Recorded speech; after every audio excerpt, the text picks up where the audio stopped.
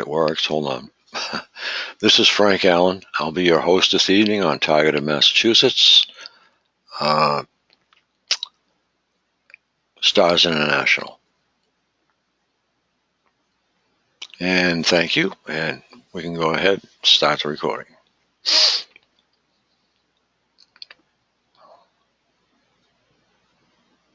Yeah, once again, I got a call that Amy was in the hospital.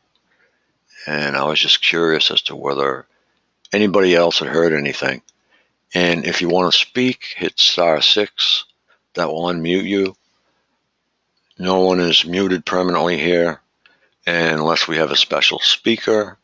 Later on, we should have somebody in speaking about surveillance equipment.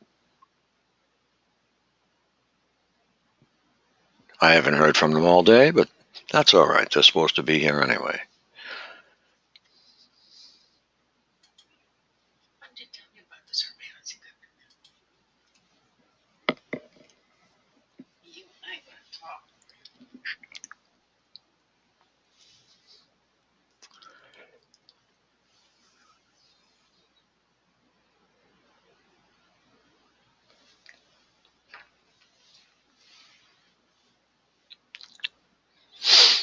So for one of our topics this evening, we're going to discuss actually what your targeting impact has had on your relationship with your family, because I know it's devastated mine.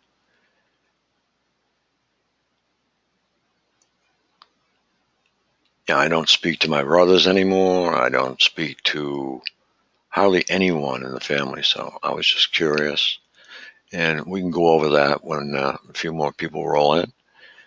And feel free to talk amongst yourselves, too. How you doing, Rex?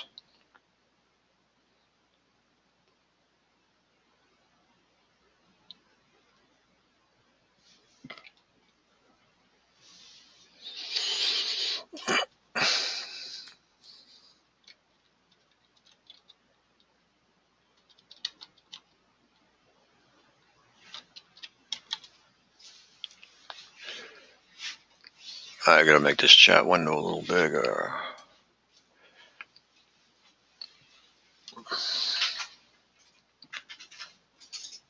So we had our first New England call this Sunday, and unfortunately a lot of people didn't get the message. So we had a few people on, but that's about it. Out of probably 38 or so that actually should be there.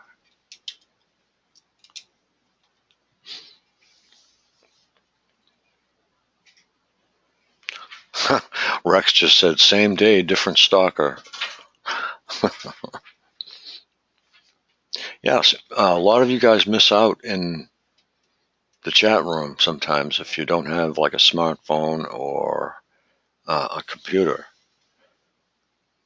Sometimes you can go around a pawn shop and you can find like the best computer in the world for like nickels and dimes. If you give that a thought.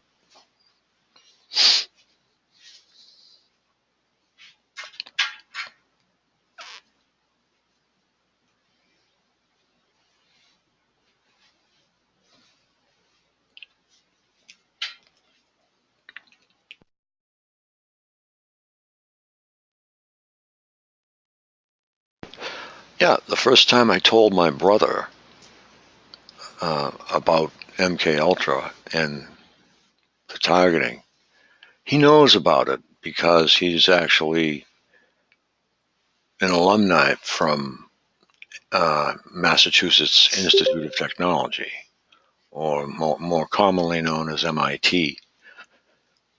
But he knows all about it. So, the last time I wrote him a letter, I said, probably part of it came from you, I don't know. I actually do know the source, though. But he could have been one of the sources. But he wrote back to me and he said, why could they possibly be interested in you? And I think that's actually one of the responses that people get from family. And unfortunately, my mother and father have both passed away. But I'm trying to look back and try and think what they would say. But I can't come up with any answers at all in terms of what they would say. But I'm sure they wouldn't be pleased. Yeah, both my brothers probably think that I'm nuts, but the kids didn't used to believe me. Now I think they do, but they don't want to get it. So I don't think you can catch it, but yes, it is frequently happen that a family member who was associated closely in most families, they get it. And the worst thing that happens is when they start on little kids. And they're doing that now with a couple of people, one in New Hampshire, and I think one other one down in Florida. So it's happening. They are working on children, and that's the worst.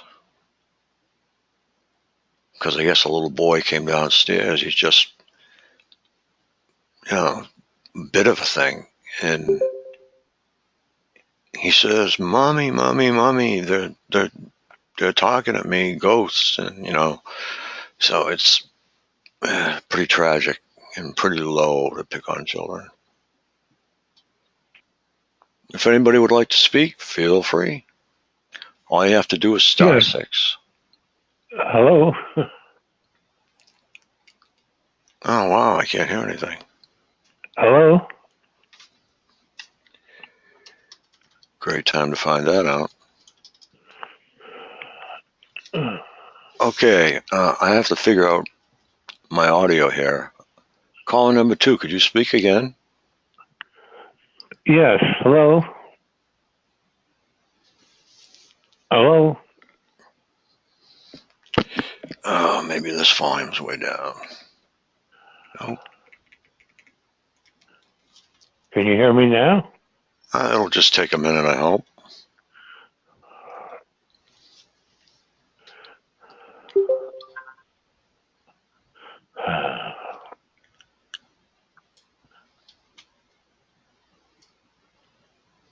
I can hear you if you want to keep talking. Yes. I wanted to see if Mr. Allen was aware of the YouTube presentations by the former CIA whistleblower, Kevin A. Shipp. Have you seen his videos? Okay, still nothing. I'll be all set here in a couple minutes, I hope.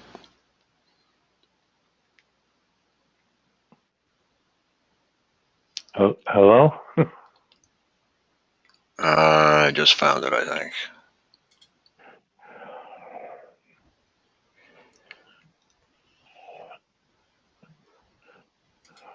I don't know if any other callers again? are on, but I could hear you. Yes. Were you able to hear what I was saying? Let me go right here. I don't think Frank can hear you.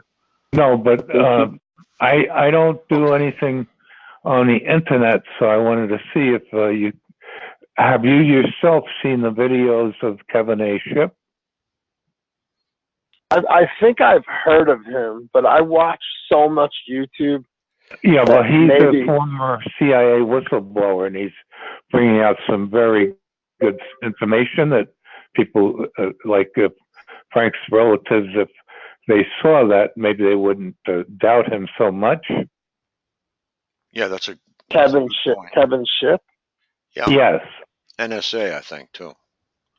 Yeah. Have you seen his current videos? Oh yeah, not current ones.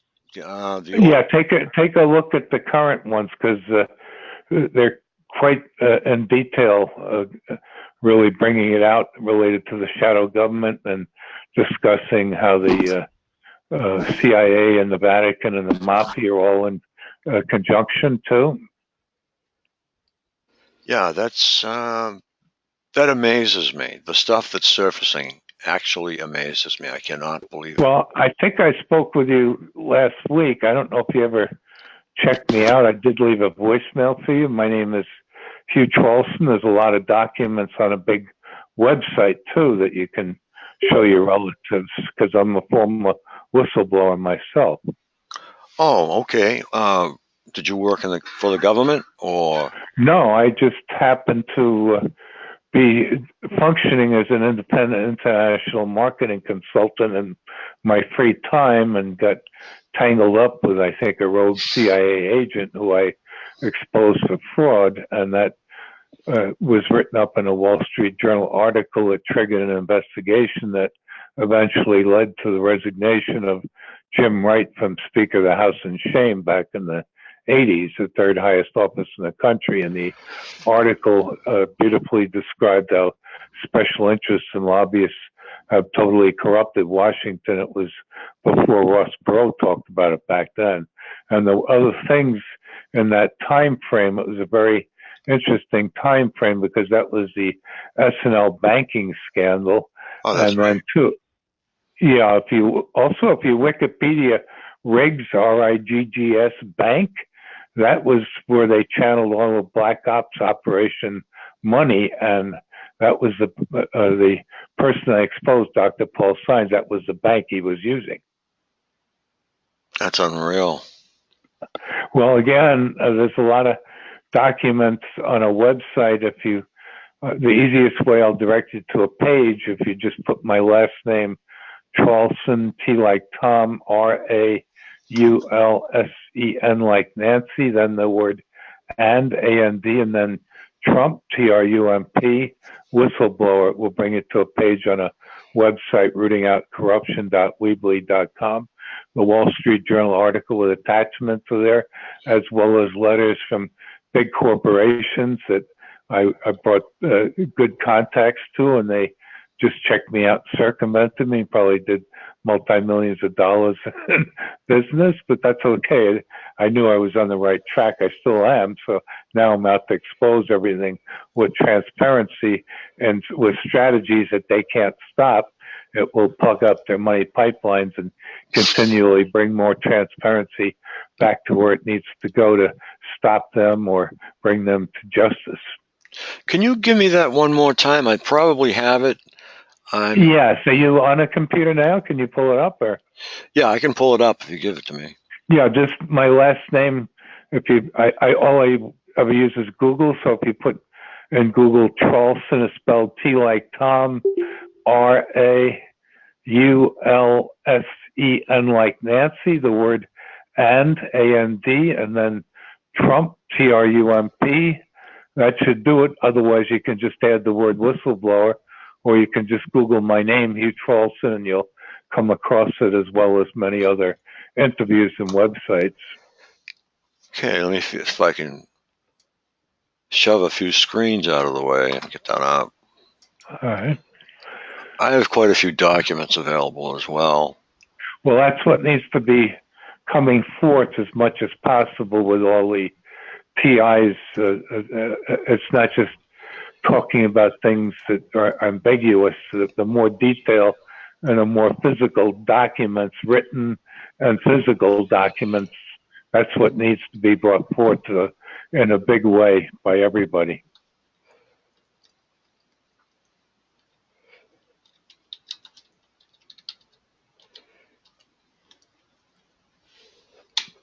Let me see what that pulls up.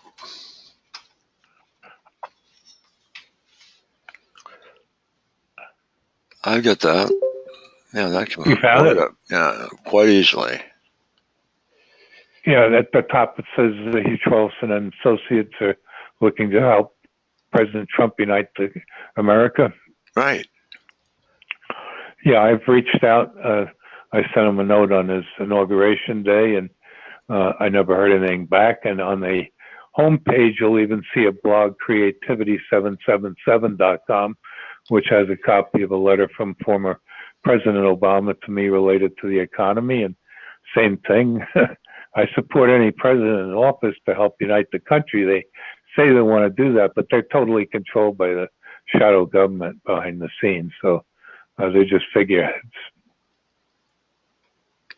Yeah, that's very interesting. Yes, what I'm bringing forth, and I would never go into a private meeting with any president, but I would be very happy to a third party to let them respond to everything that I have to say, because I have the things that can be done to empower the masses. They don't want that. They want to control the masses. That's true. Right. So you can look over that whole website, and there's a page media review that has a couple of interesting book jackets, and I spoke with both the authors after reading their books who were helpful to me in exposing the guy that I did in the Wall Street Journal article, Dr. Paul Sines. One was titled The KGB, The Eyes of Russia, written by a high-level CIA operative, Harry Rositsky, and I lost track of him over the years. In 2008, something triggered me to see if he was still alive. I read his obituary, and four synchronicities jumped right out at me. His name was Harry. My father's name was Harry. His wife's name was Barbara Helen. My mother-in-law's name was Helen. His daughter's name was Anne Elizabeth Hunt. My wife's name was Anne Elizabeth. My mother's maiden name was Hunt. Now, four synchronicities and one little obituary is pretty bizarre, but high-level CIA on top of that is off the charts. And I have a ton of synchronicities like that throughout my life. Yeah. So I'm also looking to show people that this is all a spiritual path. It's spiritual warfare. So we have to really tap into our spirituality and take personal responsibility and let go and let God handle things when we can't. Yeah, I agree. And God will put the ego in check and where it needs to be if enough people pray in the right way. Otherwise, I guess there's lessons to be learned.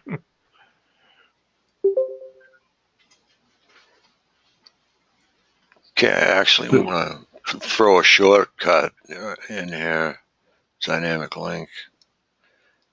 Yeah, you can share that wherever. I have no fear. I've said in interviews I don't put it out as a challenge, but I ask God that if they ever had a hitman take me out, to let me eat the hitman's brains out from the spirit world, be quite painful. I'll be more gentle on him than the guy who hired him. So there's also, I put them in fear now, the global elites, by saying God has harmonics, which are sound waves. When they come, you can be an elite sitting on your yacht in the Mediterranean, sipping a pina colada. You might spontaneously combust or explode. The same thing if you're in an underground bunker somewhere, because God's harmonics will go where God wants them to go. You can change your ways and live a little longer, but by sharing and caring with people. But you're going to be accountable. We're all spiritual beings. We came from spirit with nothing.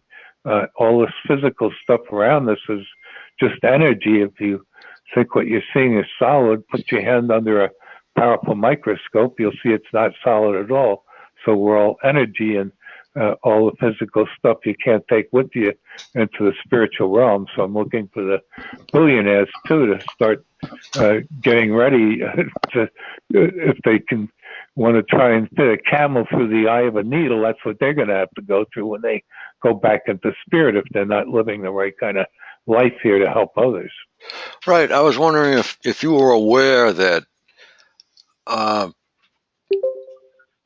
Russia was actually microwaving the U.S. Embassy right in Moscow as early as 1953. It was brought up at a meeting between Jimmy Carter and President Brezhnev, and they actually agreed to stop doing it at that point in time. That's interesting, because I wonder if that was reactivated recently in Cuba when the U.S. Embassy people. Yeah, that's kind of why I brought it up.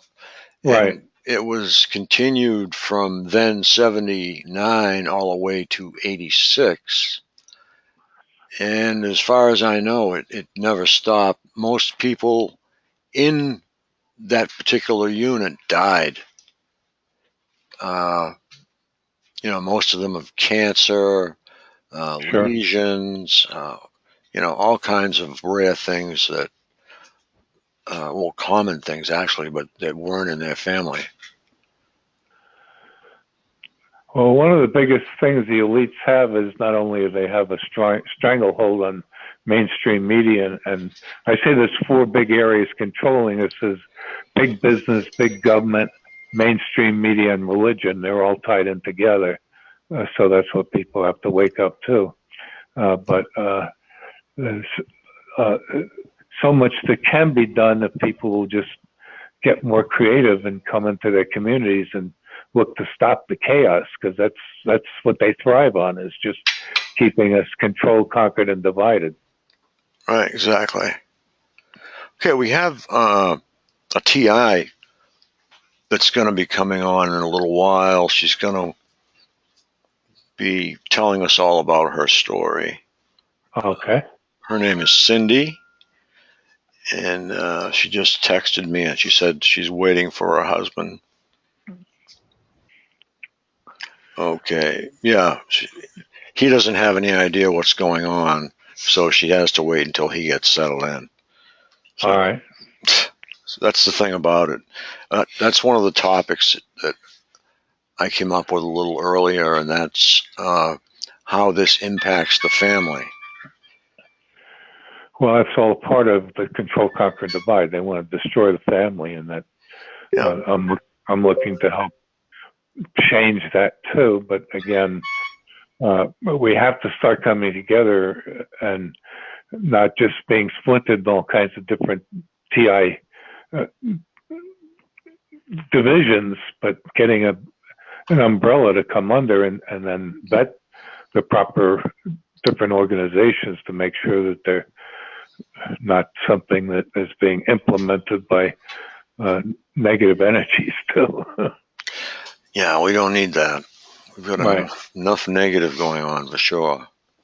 Right. No, I know they've been listening to me and watching me for years, but somehow I get my points out where I can, because I feel a divine protection. And I was even arrested from my bed. I've never been arrested for anything in my life, and that backfired on them too. I was set up by a corrupt police sergeant who's now dead, as well as some of the gossipers that set me up in a scheme where they claimed I was stalking a couple of women. One was a reverend type who actually perjured herself on paper. You can see the documents on the Ananda of Love page on that big website. Yeah, that's interesting. Yeah, Very there's a interesting. letter from the chief of police that said there was a hearing. There never was a hearing.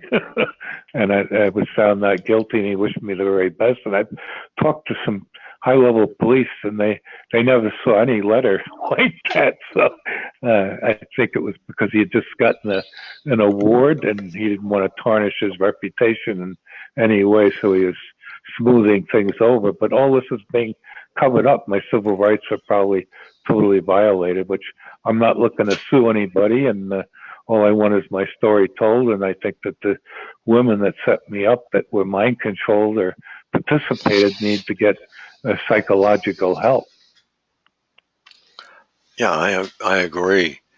Um, I understand that our embassy in Cuba had some very unique features concerning dampening. The windows had gold in the glass that Hmm. actually broke up the microwave signals. So I think they got aggravated with microwaves and just did one massive sound wave almost. Wow. Another point of interest, they were attacked 50 plus times at their homes. And this has happened in 2016 in Cuba. I think might have been 14 in Cuba. 14, 16, and 18 sounds familiar to me. Is that So still being investigated? How are you getting that information? That's interesting, that what you just brought out. it's all available if you just do some research on it. But yeah, that goes back a ways, and we even had an idea that it may be somebody who is in kind of a haphazard way, for sure, trying to bring this crime out. Because, I hope that comes out, because that gives validity to all the other targeted people telling their stories. That's fantastic. yeah, it does. That was a golden key we got this year. We've got a Right. lot of different things this year that are all coming Hmm. forward. So the technology that's actually been working against us is now working for us. Well, I'll give you one other quick synchronicity, too, because our family used to vacation in Cuba. And for the second year running, the Christmas, New Year's holiday, we were there when Castro overthrew Batista in 1959. We got on an emergency flight, which my father, I believe, arranged through a gentleman he introduced me to in Florida the following year. His name was Len Povey, Povey. At the time, he was president of Mackey Airlines, which used to fly out of Fort Lauderdale to the Bahamas. And I didn't know until recently, Len Povey was actually one of the original American barnstormers. He trained the Cuban Air Force under Batista and is responsible for an air maneuver that's still done in air shows to this day called the Cuban 8.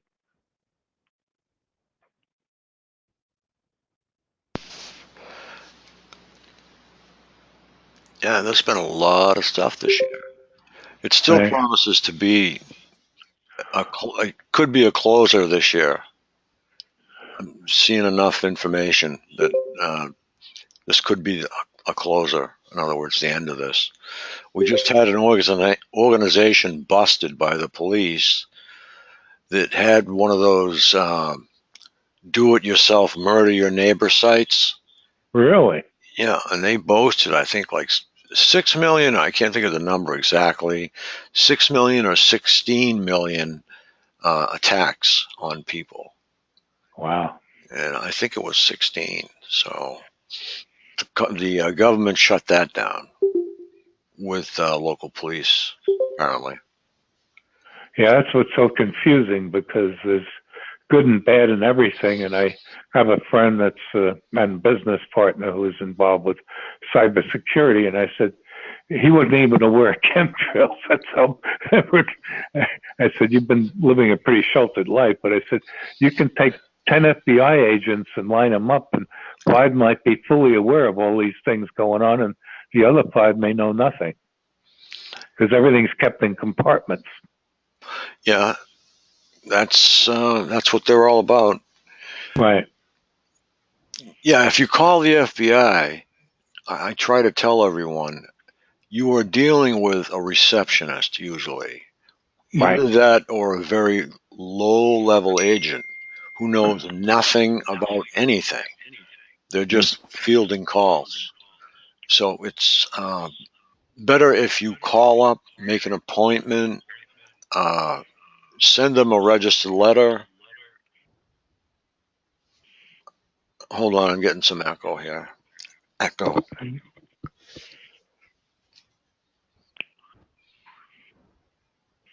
Okay, I think I've got it squared away now. Yeah, it's very annoying to speak and then have your voice echoed like a split second later. Right. I hate that.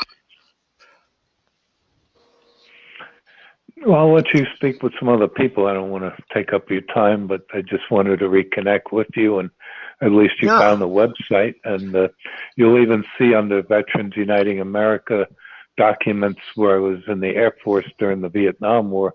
My permanent base was Otis on Cape Cod, Falmouth. Oh, so you must know a lot of all the stuff that went on in Vietnam then.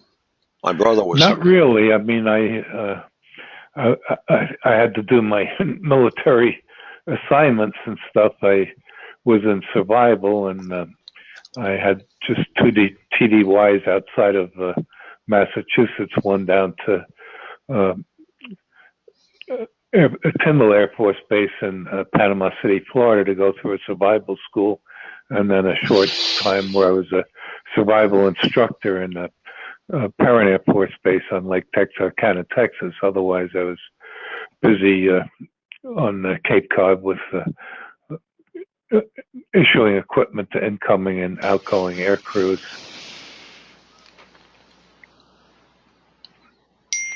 But, that was right near the Kennedy compound, too, and both of my parents did have an interaction with John F. Kennedy. Oh, that's very good. And I grew up, well, you're from Massachusetts yes. all your life? Yeah. Yeah, I grew up knowing the Taylor boys. Father John Taylor used to own the Boston Globe until two of the sons took it over, Dave and Ben, and then they eventually sold it. So I grew up knowing the Taylor boys too. And Tim Taylor was a hockey coach, and I think he coached an Olympic team too. He was a hockey coach for Yale for many years. Yeah, Joe Kennedy was actually a customer of mine. And wow. He took his boat from Hingham to Boston every morning, all winter long, until the ice blocked him out. Yeah, I love sailing. The Kennedys. Okay, Cindy is here. All right. I don't hear anything from Scott yet. So we'll. Hi, everyone. Hi, how you doing? Good. I just talk about my story a little bit. Okay. Can everyone hear me? Sure. Why don't you take over? I'm going to mute the room, then reopen your line. Go ahead. You have the floor.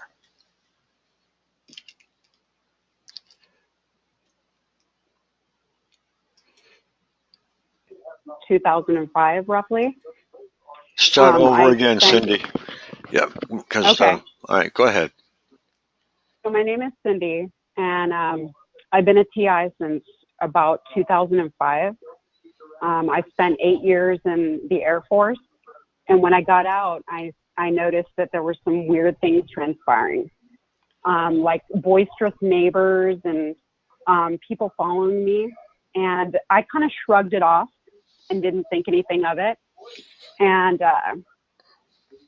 at the time, I was working on my MBA, and I was single without a large social network at the time. So I was like an ideal candidate to become a target. So in 2009, I was promoted to a managerial position, at Wells Fargo in San Francisco. And that's when it all began. Again, I had loud, boisterous neighbors upstairs, and I wasn't aware of targeting or anything that, was transpiring, and didn't kind of correlate the two together. And that's when I believed that they were building the harassment protocol on me. And I personally believe, not to name names, but I personally believe it was my own kind, military counterintelligence that has done this to me, sadly enough. And it was during that time frame that I felt like this, strange onset of a really debilitating depression that I've never experienced before. So in 2012, moving on, I started hearing Voice to Skull. And I I shrugged it off. I wasn't aware of what was transpiring, and I worked through it in the banking industry. And throughout that entire time, through the most demeaning and demoralizing things that they stated to me 24 hours a day. So, and I did take medication at that time, and they played with the frequency to turn it down, to, allegedly make me believe that, the medication was working. And then after 4 years of listening to their Voice to Skull, in August of 2016, they moved directly underneath me in a luxury apartment. and they did, their gaslighting, multiple break-ins without forced entry, an odor coming through the AC vents, and that's when the real torture began. That's when the electronic harassment started occurring, and I had still going on with life, not being aware of what was transpiring. They put a plasma beam on my head so high that I felt like my head was going to explode. And this was for 6 months straight. And throughout that length of time, I ended up resigning from my position through a local mortgage company that I was working for. I broke my lease because I was petrified. I didn't know what was going on. And I moved next to my parents in their casita to regroup. And I, started telling the story to others. And I'm like, oh, okay, these individuals broke into my apartment. They started shuffling items around, not realizing that it sounded paranoid, delusional, and, probably, with some form of mental instability. And I ended up getting a new job, and, the pressure from the plasma beam made me irritable at work. So unfortunately, that job only lasted a few months. I got irritable with a few I didn't lash out or anything, but I got a little irritable, just being the pressure from my head was just unbearable, trying to work through it, and the active denial. So I stumbled upon a few of Karen Stewart's articles that, honest to God, saved me. I mean, I analyzed them, and I found out that, they're trying to discredit you, and they're trying to push others away from you through this, like your family and friends. The more you talk about it, the more it seems to push people away and question whether this is reality or if it's, someone displaying some form of mental instability. So I think she's an asset to our community. But in December of 2016, my knee hyperextended, and I really honestly believe this is while I was hiking, it was due to their electronic harassment. I got a metal plate and 5 screws in my knee, and then moved on. So in January 2017, after telling so many individuals, my close friends in banking, what was transpiring, and with them breaking and entering my home and shuffling items around, one of my close friends, unfortunately, petitioned me to get institutionalized. So I spent a week institutionalized, and all of the individuals within the center that worked there were stating, "Why are you even here? Why are you here? I don't understand." And I concealed it. I didn't say much. I didn't deviate from my story whenever I saw, the therapist each day or the case manager, and I took my medication like they told me to, and I got out in a week. It was a horrendous experience, to say the least. So that was a time frame when I learned that I needed to conceal it from everyone, from friends and family, in order to survive. In April of 2017, moving right along, I got another job, another position with a large bank, and I was still getting severely tortured. And this is, what felt like, I could describe the pain. They went from having like a plasma beam high, the frequency on high on my head, to what felt like something spinning within my stomach. And it was horrendous. There were days it was so strange. My stomach would fill with air from whatever was spinning within inside me. And I know it sounds kind of far-fetched, but it's not. And so I moved on, and I kept on going. Sorry, my dogs are barking. Anyway, I moved on. I moved on from there, and it's just been a struggle for me, because I'm still in my job, thank God. They haven't slandered me in this position, but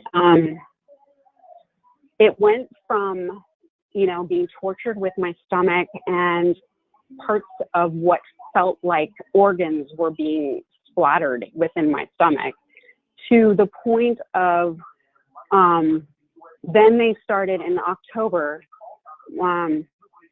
this past October, they started to erode my gums out of my mouth. No joke. And I'd be working, and the whole time the frequency's chipping away at my gums while I'm working, trying to, and this is what I do all day as I work, in customer service. I'm a loan processor, in mortgage, and seriously, all day long, chipping away at my gums. And all I'm trying to do is be strong. I'm like, okay, be strong. Just keep on going, be strong. And that went on. In December, I saw a periodontist who stated that I was fine. And then within a few months, by March, I saw another periodontist that stated that I had early gum disease. And that was within a 3-month time span, or 4 months. And after that, in March, they started to heat up my teeth from there. So for the past 2 months while I work, I get my lower teeth heated up. I also get the cartilage within my nostrils burned to where they have been depleting it entirely.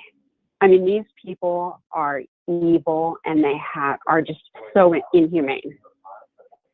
So I just felt the need tonight to express what was transpiring with my life. All the while, I'm concealing this from the man I married, because sadly enough, and I don't blame him for this, I just married him in October. He's my best friend for 16 years. He does not grasp it, and not very many family and friends grasp what is transpiring. I mean, even from a person that's got an MBA and has been in banking and fully functioning within society all these years, they still can't grasp it, and so I've just learned to conceal it from everyone, including my husband, laying in bed, getting tortured every night. And it's just the saddest thing that a human being has to experience, especially after I served this country for 8 years. This is the things that we get. You know what I'm saying? So anyway, I just wanted to express that. And what I have been doing, because the VDK is just gotten crazier, they say things like, you deserve to die.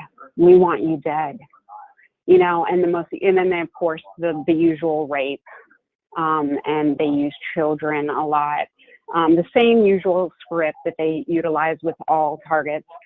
I've just learned to block that out as much as I can, and not react towards them.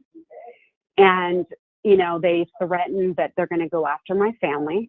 They're going to go after my father, who is upper middle class and has money. They say that they're going to smear him on crimes he hasn't committed. And so what I do to survive is I just say, I'll cross any bridge when I get to it, honestly, because it's been severe hell trying to work through this and just live a normal life. And I don't know, conceal it from everyone. And thank God to many of you who, many of you that I'm friends with that I've leaned on through this, because I don't know where I'd be without you. Because it's hard to not tell your 74-year-old mother that their, U.S. Air Force veteran became a target for nothing within this country. So it just plagues me. Thank you for letting me speak, Frank. Oh, not a problem. Would you mind taking a few questions? I'm sure some people have some for you. Sure.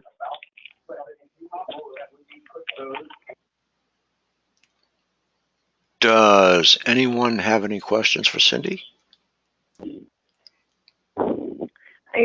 Yeah, hi, everybody. It's Melissa. Hi, Hey, Cindy. Hey. So, before it all started with the voices, did you have surgery or any dental procedures done? Yeah, I sure did. I had a foot surgery. I was a runner, and I had surgery on my foot. Okay. So, and I don't really understand the technology itself, whether I was implanted. I mean, the VDK tells me that I'm chipped everywhere. And I don't know how it works to really grasp that side of it. But I just never thought that any American or anyone within globally would ever go this far to be so evil and inhumane towards another individual that's never done anything to themselves, to them. So. Yeah, right. So. But you're doing okay right now as far as you can? Or? Yeah, I mean, I don't think, honestly, I can say, like, I have never stayed in bed one day. I just got to keep going. I got to keep my mind busy, and I got to keep on going through this. And whether my teeth fall out, because, I mean, I have little gums surrounding my teeth now from this. So, like I stated, they're heating up my lower teeth. And my teeth were perfect. And now they're starting to corrode. So I just get up every day and I say, thank you, God, for giving me another day. You know what I'm saying? I mean, I don't know what I take each day. What I do is it's like my husband doesn't understand me really because he doesn't understand what I'm going through, and I don't blame him for that. But I take each day and I live it to the fullest, whether it's going to be my last day. So if I want to go out and spend money, I'm going to spend money. And I'm not impulsive about it, but I'm just stating I'm going to buy that purse that I want. You know what I'm saying? I'm not trying to live like beyond my means, but I'm just trying to be, hey, you never know in life, sadly enough, especially when you're a target. So. Yeah, that's true. Well, thanks for sharing your story. Thank you. I have the V2K neural monitoring or whatever it's called as well. So. Do you have children? How long have you had it? Oh boy, it's going on 7 years now. Oh wow, have they started the electronic harassment or? Oh yeah. Okay.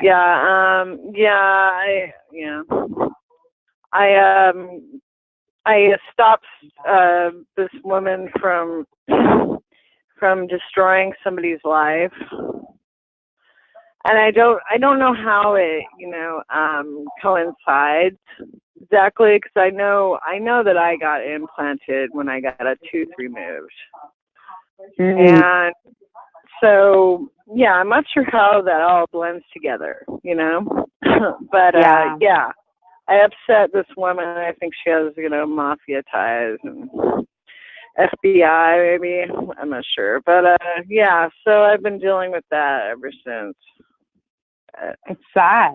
It's so evil and inhumane, and it really is. And I saw like two of the gang stalkers involved at my apartment complex in 2016, and it was a woman, and she was well groomed, well dressed, and who knows what she was. But I don't question how they can be so evil. I really question how a woman can be involved in gang stalking. I mean, and sadly enough, I've heard, and I don't know if this is just a projection or what, but they state that there's 70% of all targets are women or female. So, yeah. And that's from John Hall, but it's sad to me that someone could do this to another individual, harm them in this manner. Oh yeah. Yeah, it started with me in California, and it was families, Like this woman has 2 kids, So yeah, it blows my mind. I'm like, so you're gonna raise your children in that atmosphere, Right. But I try not to put too much energy into like what kind of person, I try not to get too wrapped up in what goes on in their minds, Right, and you can't let it. You've got to try not to let it take away from your daily life, because they're constantly, especially if you get the voice of skull, they're trying to take away. They're trying to place you in mental distress at all times, and I can't fear, like their statements about terrorizing my family or going after me. I can't fear that. I just take one day at a time, and I can't fear their threats. Nothing has transpired thus far except for to me. So, they've even started they were electronically harassing one of my little dogs in October, and they would say to me, "Say goodbye to your dog. He won't be alive tomorrow." Yeah, and Oh, and geez. it's sadly enough, and I don't know if this is normal or not, but I've learned to kind of, and I don't know if this is possible, but I've learned to detach from things and go, okay, heaven forbid should that happen. But I never try to take myself down the path of whatever they state. If they go, your father's gonna get smeared, for example, Yeah, I don't right. I don't think about it and go, oh my God, this is going to transpire. What you got to do is keep on filling yourself with positive thoughts and keep on living your life. Because it's sad that there are real human beings sitting behind a desk somewhere doing this to other human beings. It's such a inhumane crime. So we just got to be strong together. Yeah, it's true. Because, yeah, I get death Yeah. threats all the time, death threats on my Right. family. I'm like, oh, okay. Oh, I gee, know. another one. I'm like, another one, right? The utter redundancy, of the whole script that they utilize. Yes, I agree. I'd like to make a comment. I was wondering if you'd ever considered drinking any or bathing your gums in wheatgrass juice. Do you know anything about wheatgrass juice? Yeah, I actually go to Jamba Juice occasionally and drink that. I mean, even Karen Stewart stated that myrrh, I believe I'm pronouncing it correctly, myrrh powder is something good too. So I've utilized it all, and to stay healthy, I even continue to work out through the torture. I could be sitting there on the. I've grown You have to. wheatgrass juice before. Oh. By the tray.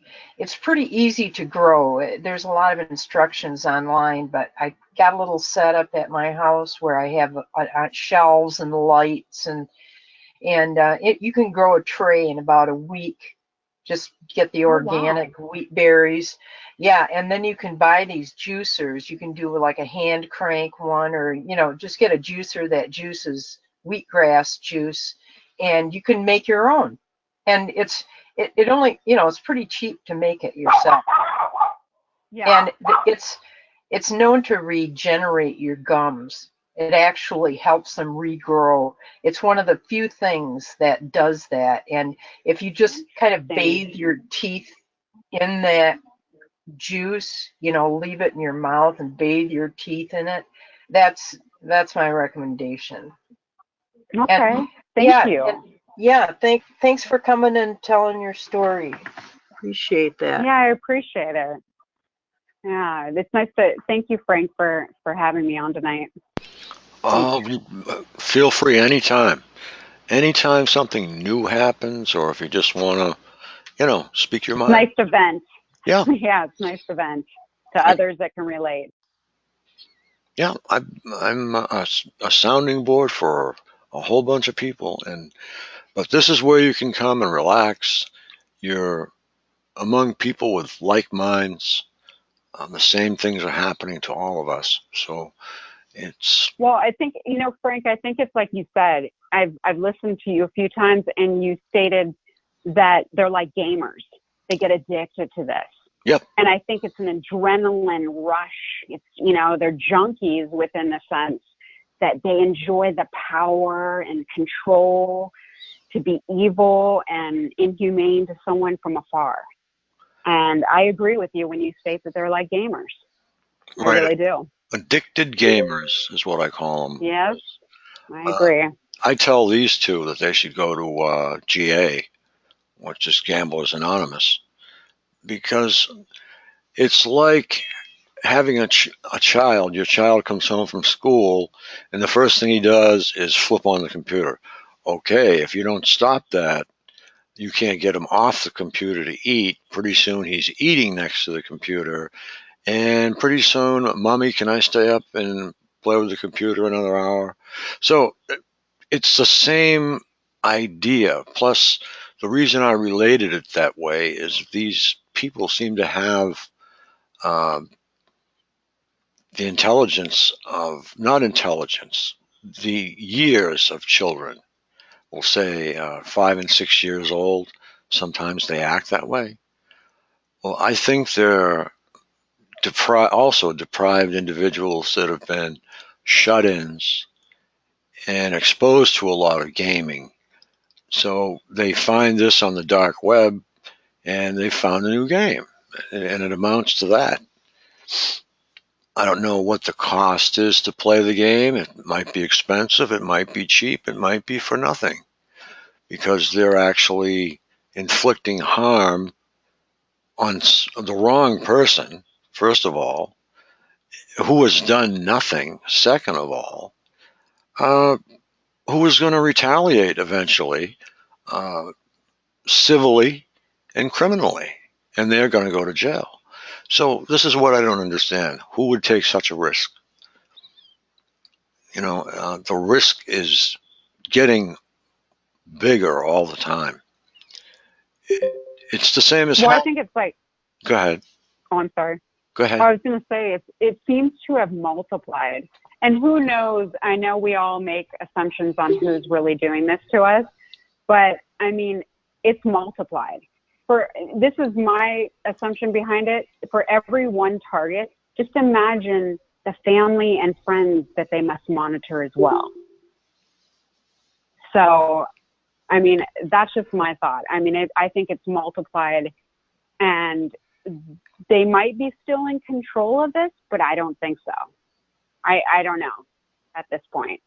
I mean, just think of Cointeleprro went from human rights activists to dissidents to, and I'm not stating who it is, I'm just stating, like, now today, it spans veterans, it spans just regular people living their day-to-day lives. Anyone and everyone can become a target for any reason. If you speak out on social media, if you key targeted words, anything, drug addicts, I mean, whistleblowers, you name it. It spans all of us now. And it's sad to me to think that this country might be destroyed over it,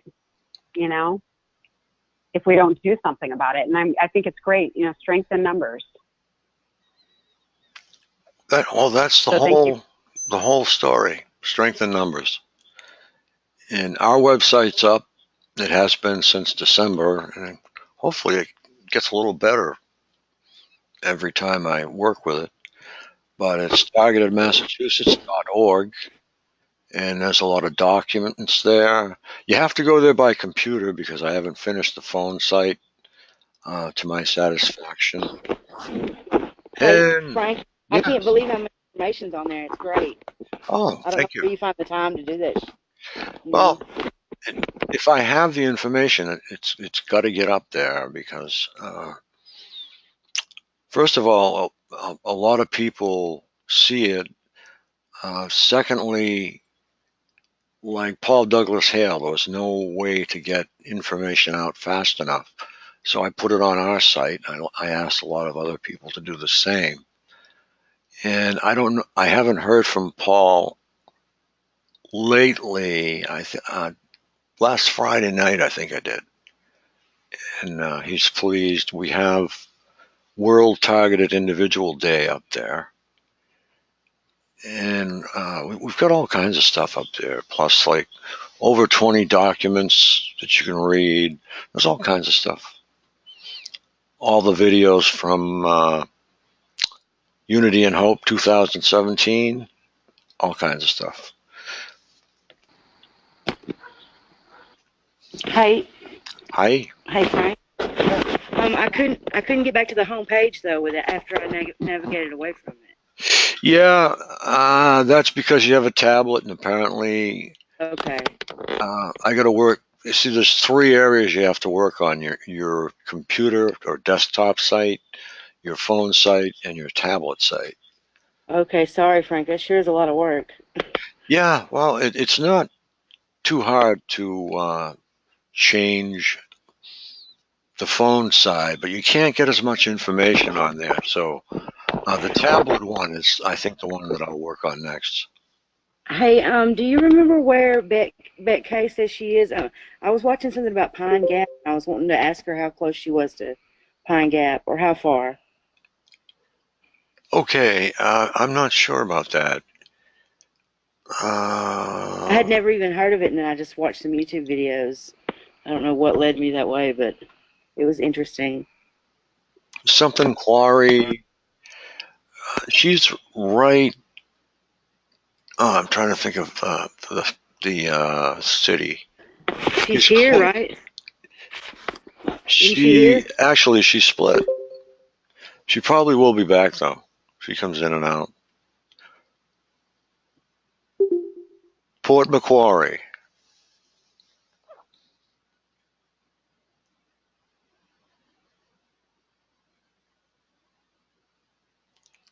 and she says Pine Gap is Central Australia, and Bet lives on the East Coast, I guess.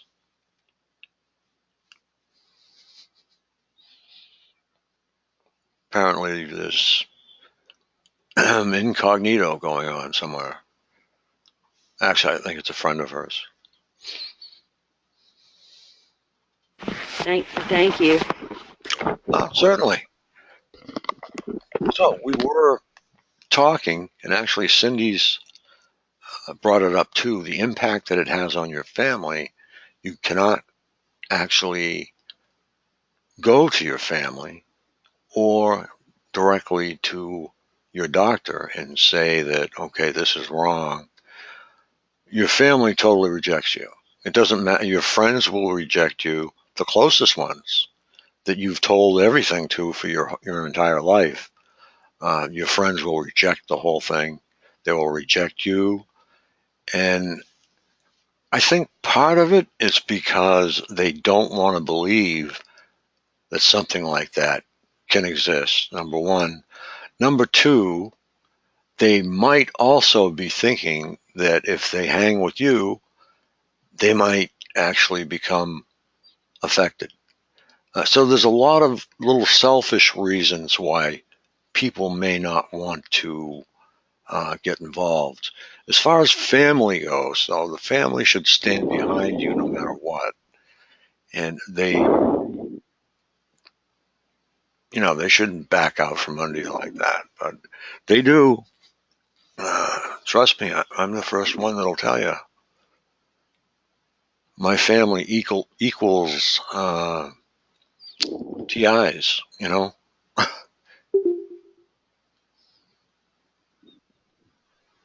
You were going to say something, Ash?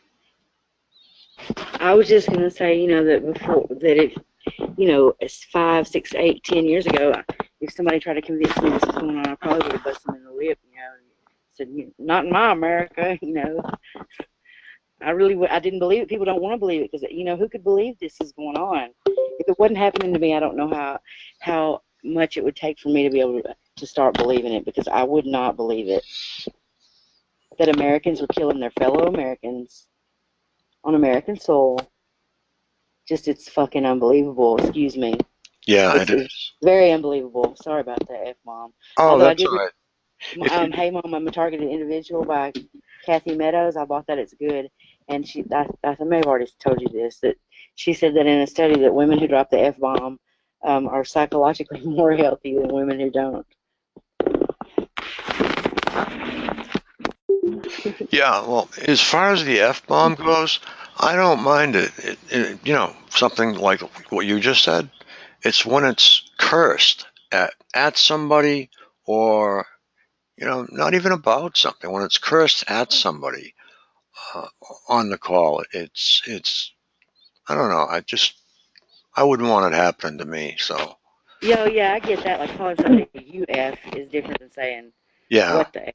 Yeah. yeah, yeah, exactly. That's the whole story behind that. Yeah. So Cindy, you've had a lot of bad experiences with V2K, and I know what they say. Yesterday, they got a hold of a jaw muscle or two jaw muscles, and they say, "Stop vaping, or I'm going to rip your jaw up." And I said, "Okay, go for it." And so they did it once, and they pulled the muscle harder. They did it again. I did it again. They pulled the muscle even harder. I said, go ahead, rip the muscle in half because I'm not stopping, you know. So I have a way of dealing with pain, and I just let it roll. And I can let it roll off to a degree. But has anybody ever had that happen? Actually, the muscles in your jaw on one side. I've had them get stuck before, like spasm in your TMJ. This is Tracy from Colorado. Hi, guys. Hi, Tracy. Yeah, Oh, they like that? no, they would rip the muscle in half almost, or ripped it off the bone almost. Oh. I know I've had problems, and I'm beginning to have problems with my teeth, abscesses and things, and you know they threaten it all the time. But can I ask Cindy a question too, Sure. please? I wanted to know if she had any experience with body electrocution, or they'll like jerk my head where it feels like it's going to come off my head, my neck, and then they will do, in combination, they will do, of course, the disgusting stuff to all your body parts, and women that should never have that happen to them. But they also do my foot, my calf, my thigh, my arm, my shoulder, my stomach will completely contract, my muscles. Does anybody have that in combination with voice to skull, or, you know, the involuntary movements and limbs and things like that? Yes, Or I Cindy have. gets, you do? Yeah, you know, the electronic rapes were occurring for about 3 to 4 months straight last year. And I mean, I couldn't believe, again, that another female, like I stated, that I saw in 2016 would do this to another woman. And not only that, but the jerks, the spasms, I mean, they burned my stomach lining when I was, you know, trying to sleep at night. I mean, you name it. I mean, I felt like there were certain organs imploding within my stomach. I mean, I could hear like just this gurgling noise and these pops. And even, I mean, like I said, I have tasted my teeth so many times within the past few months because they'll wave it underneath to break the bone down. They want to just silence me, is what they're trying to do. Silence meaning they're trying to destroy me. And for whatever reason, I don't know, but I have never backed down to them. I'm not going to. I don't have any respect for anyone that treats another human this way. And whether, heaven forbid, I should die over this, hey, it won't be by suicide, and I will stand up for this country. You know what I'm saying? I don't have respect for people that do this to another human being. So, I mean, I've talked back to them. I'm very condescending. I know that's probably not the right, move to make with them, but I'm sorry. I have no respect for these individuals. So, I mean, they can easily sit like a cowardly individual behind a computer and function, and, where you can't, another individual, a target, cannot defend themselves. I don't have respect for that. So, I mean, and I created a group recently as well on Facebook that I'm trying to monitor as well to spread the word. And it's called Targeted in America. Hold on, let me see. I forget the name of it right now, but it's called Targeted We Unite in America. So, and many have asked, why am I just doing this within American borders? Well, I'm just trying to focus on our country right now. You know what I'm saying? I'm just trying to take a stand, and I'm not trying to point fingers at our government or anyone else for that matter, because, I served this country for 8 years, but I just want to take a stand. You know what I'm saying? Even though that I'm getting the threats that my family members are going to be harmed through this, I said, you know what? I need to take a stand and say something. I'm not going to be quiet. I mean, right. If they're going to take out my teeth, oh, heaven forbid. You know what I'm saying? And I had perfect teeth and everything. And I don't fear any of that. You cannot even have any fear within this game. Yeah, it comes to a point where you can't, because I have been through different phases, and only until a year and a half ago, and some in the beginning a little bit, that I had no idea where the hell it was coming from, have I known what's really happening. And I've been really fighting them lately, because there's a couple of people in my life that have been very, very important, probably the only two that they've really taken out of my life. And so that's been very, very upsetting lately, and I've been fighting. It's to the point where you can't lay down for it. You can't re-victimize yourself like they do, because you're gone. Your soul's going to be gone if you take it. And I know, like you were saying, to fight. I'm a fighter anyway. My whole family is military. I'm extremely proud of the military, so I can't say it's all bad. And I'm not going to let what's going on, if it is some of the military and the government, and I'm learning that it is, I can't let them ruin my pride in it because of my family and what I believe.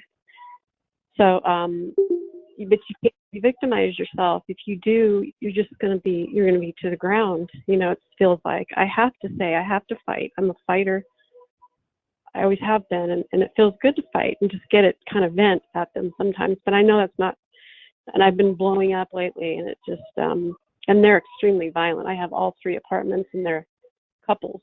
These couples, I have it's a woman trafficking, woman abuse, and they have couples that do it, and the women participate with the men in the apartment at me.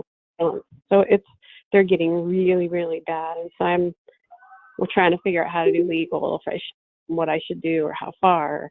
But I think you're right. I mean, I understand about the fight part, but you can't let them drive your soul to the ground. You just re-victimizing yourself over and over and over, and they're doing it on top of it, like with this stuff, and it's just it's dark. But yeah, thank you for sharing that, because I was wondering if that happened to other people with body stuff like that. Yeah. It does. And it's just, I know it's hard, and I find myself, like reacting when I'm home. And my husband has even walked into the house the other day and heard me talking back to them. And I was just like, oh shit. He kind of just is questioning what's going on with his wife that works in banking and seems normal from the outside. But why is she talking within our house? And I'm like, and I find myself doing that at times. And then I say, stop. You're expending too much energy, wasting your gosh darn time on the enemy. And they are the enemy. And they sit there and they make us the enemy, place us on a watch list, allegedly. And I don't think that's right. We're just innocent Americans trying to live our lives. And that's what people, perceive this as. They look at it, friends and family. They're like, well, what would, and I'm not stating that, I don't know who is doing this, but what would our government want with you, a little person? Who knows who's doing this? I'm just, making a blanket statement. But I mean, and many people say that, or they can't grasp the technology and how they're doing it from afar and how far advanced we are with the technology. So anyway, it's good. Thank you so much. I'm glad that you're being strong through this as well. You have like nobody, and I have my mom and my brother back in my life now, which is great. Going through cancer, and it's difficult, but it is women. I'm 54. I'm by myself. I'm not networked with a lot of people. I just moved here a year and a half ago, as opposed to being somewhere 15 years where I raised my daughter by myself, and they hit me now. I'm knowing that with her too. So it does happen to women middle-aged by themselves a lot, or with people, married or with other people. They still do it, even with kids. The back of the apartment is from Iraq, or I don't know, of some third world country over there, and he has 2 boys, and he's doing this violence 24/7 in the kitchen. It's like, do you even know what you're doing to them? What is wrong with you? And at me and his wife, and she's not stopping it. She's maybe participating with him. These boys, if it bothers me against the wall to be that bad to me, that violent, and I have earplugs and headphones on, they must be, I can't even, I know the fear is affecting them. It has to. They're like 3 to 4 maybe.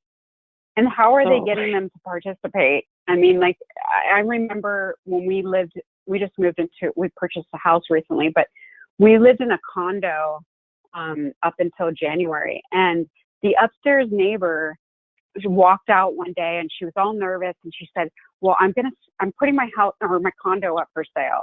And it's nice to meet you. And she was all nervous and everything like that. And I was like, well, this is strange. You know, you had your condo for X amount of years and it had been a long time. And then all of a sudden, you know, she said she wasn't going to be around much. And then it was like they moved in upstairs in a gaslighting event. And so therefore I'm like, God, I'm like, they're being very boisterous tonight. You know, I told my husband and he's like, you know, I hear it. It's kind of annoying, but whatever. And and then she would show her face to my husband to make it appear that I was going mental. And I was blaming it on the upstairs neighbor when they probably stated we were under some kind of investigation that really didn't exist. And they got her to move out of her apartment. Yeah. What was that? They're extremely manipulative. Yeah, they are. They just use their power, whoever they are. I'll just say that again. Yeah. I mean, they use their power to state malicious lies, like, you know, that we've committed some kind of sex crime or that we're on drugs or whatever the case is. And what else tugs on another individual's heartstrings? You know, like basically stating that we're into child pornography when we're not. You know, it's disgusting. Yeah. You know, everything. Yeah. Yeah. Do they ever tell you that they're telling me that the two people that I love have been doing this, and I better join them. I better become a part of this, or else I can't be in and I can't be out, or you're dead. You know, and then jerking me around using them. So do they ever do that to you? Like, you better join doing this. Do they do that with your husband, like threaten you with him, like, we're going to take him out of your life, so we're going to get you guys both? I mean, you get that too? Yeah, I get the threats about my husband. And about 2 weeks ago, it was a Sunday morning and it was early, and this is crazy, but what they do is they'll shake our bed. I don't know how they do it, but Karen Stewart told me they have some kind of method to do this with. But anyway, they shake my bed to wake me up. And for some reason, my husband, he must be chipped as well. He doesn't hear it. He typically wakes up to everything.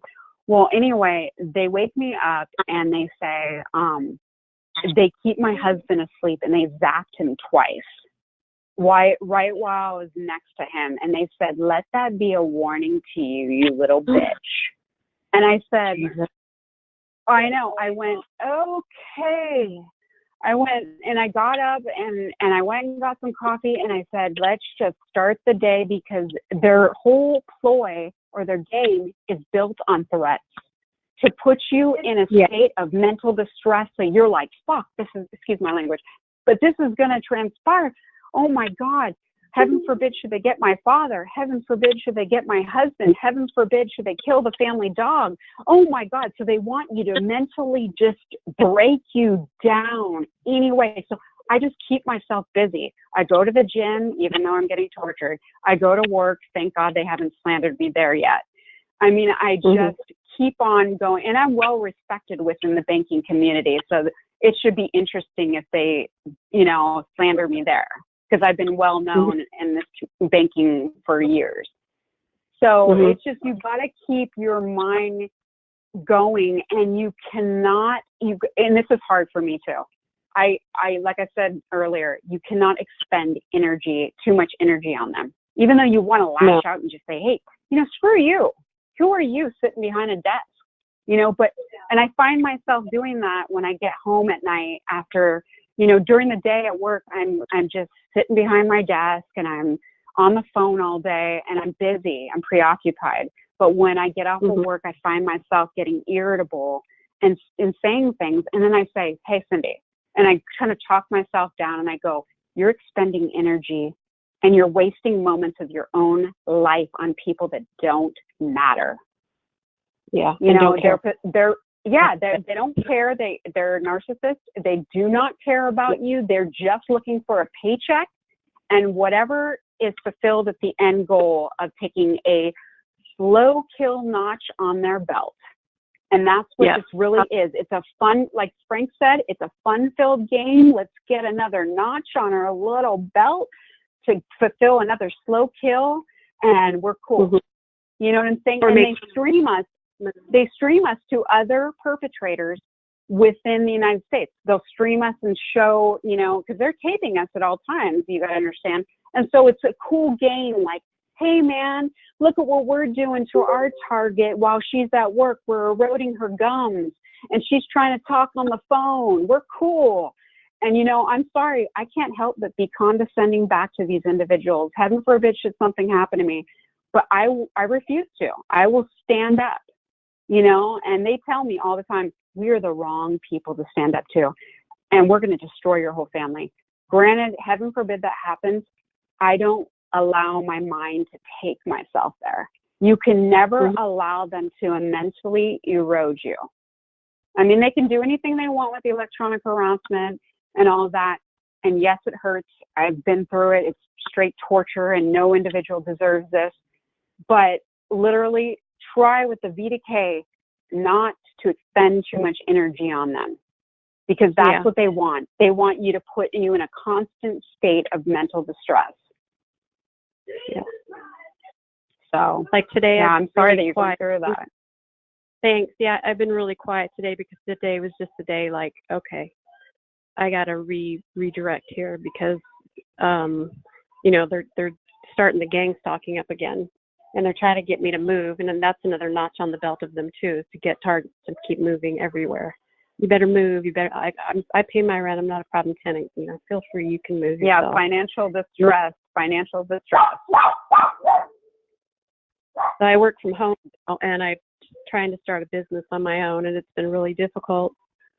But I just do it part-time, and I do what I can from my home, and I'm trying to finish school, get certified. So it's not easy, but yeah, thank you for answering my questions and your story. And thanks for your service.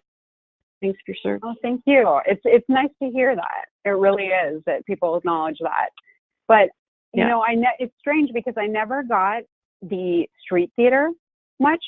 I mean, I got it in August of 2016. And if I did get it previously, the boisterous neighbors above me in San Francisco, I never noticed. I was oblivious. I just, you know, I would go in public, and in October of 2016, I noticed when I went to a restaurant with my friends, a group of people called out my name. And I was with my friends, and they kind of looked at me kind of strange, but then they kind of just did their own thing. And I looked at these individuals and I analyzed them. I'm like, you know, are they in on this? Does it look, you know, it's weird. And so then they knew that I wasn't threatened by the street theater, you know, being harassed in public. So, and I've even been honked at on the freeway multiple times. So they like to make their presence known to scare you. It's a game of putting you in a constant state of fear. And I just learned that I am just completely desensitized. I mean, it went from their VDK starting in 2012 with, your mom's going to die. Your mom's, all night long, I would hear, your mom's going to die. And my mom's my best friend. Your mom's going to die. Your mom's going to, and I was just listening. And then it turned into, your dad raped you, but my father he's never done any of that to me. And that's what they're saying now is you and your father had sexual relations. And I'm like, and I don't even react to it because it never happened. And I just sit there, and they hone in on rape and children to distort your mind. So thank you for being so strong. Oh, sheesh, I'm trying. Yeah, they do say that a lot. My brother just recently had his third bout of throat cancer. He's retired, or former Navy. And so he has had his voice box and his cancer in his throat. He has had a tumor golf ball size on his larynx. So they just went in, and he's going to have a voice box or a recorder to talk. So when that day happened, they were hitting me in my throat, like mocking his cancer in my throat and making fun of it. It's like, isn't that evil?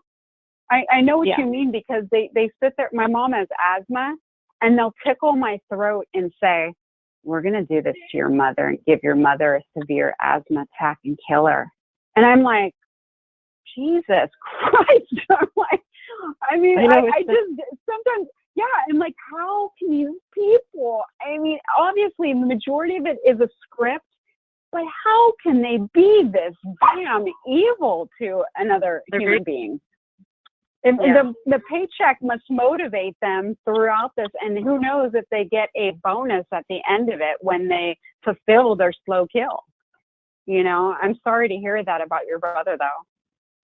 Thanks. Yeah, I just wanted to say, yeah, there's some pretty, you just have to, I guess, not let them take all your energy out, you know, wasting it on them, because that's what they want anyway. So, but I just thought I'd throw that out there. No, you keep going. You keep going, my friend.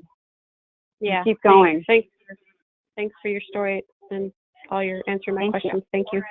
Yeah. Appreciate it. Well, that was great. Tracy, thank you for your contribution as well. Oh, sure. Thank you. Thanks for.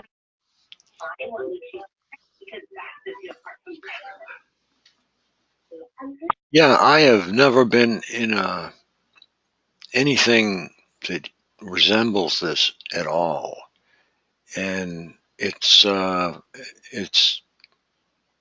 just miraculous to me. It's not a miracle. It's incredulous. I still can't believe it.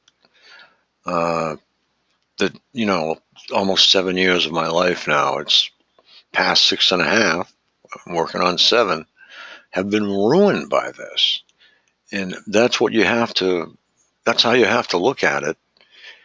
And I keep saying to everyone, when this goes to court, how are you going to put a value on even a day of a human life? Because you have, how many counts of A and B is that in a day? How many counts of voyeurism is that in a day?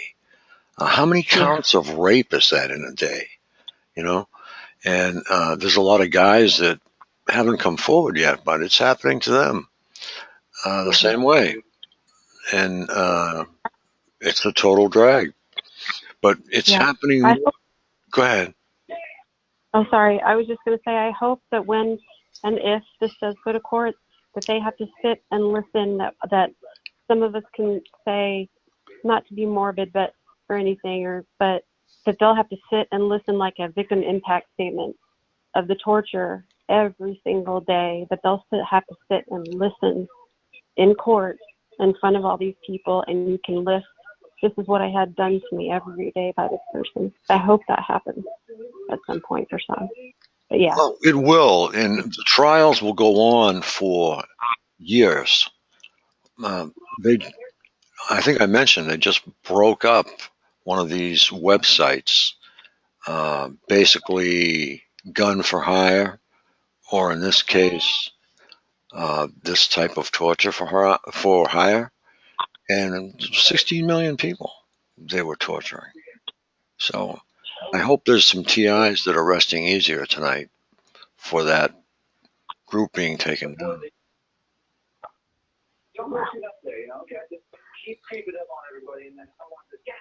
Got a little background noise somewhere. I don't know where it is. It's me. I'll mute myself. It's the TV. I have it up louder. Sorry. No, that's okay. No problem. As long as I know where it's coming from. Thank you.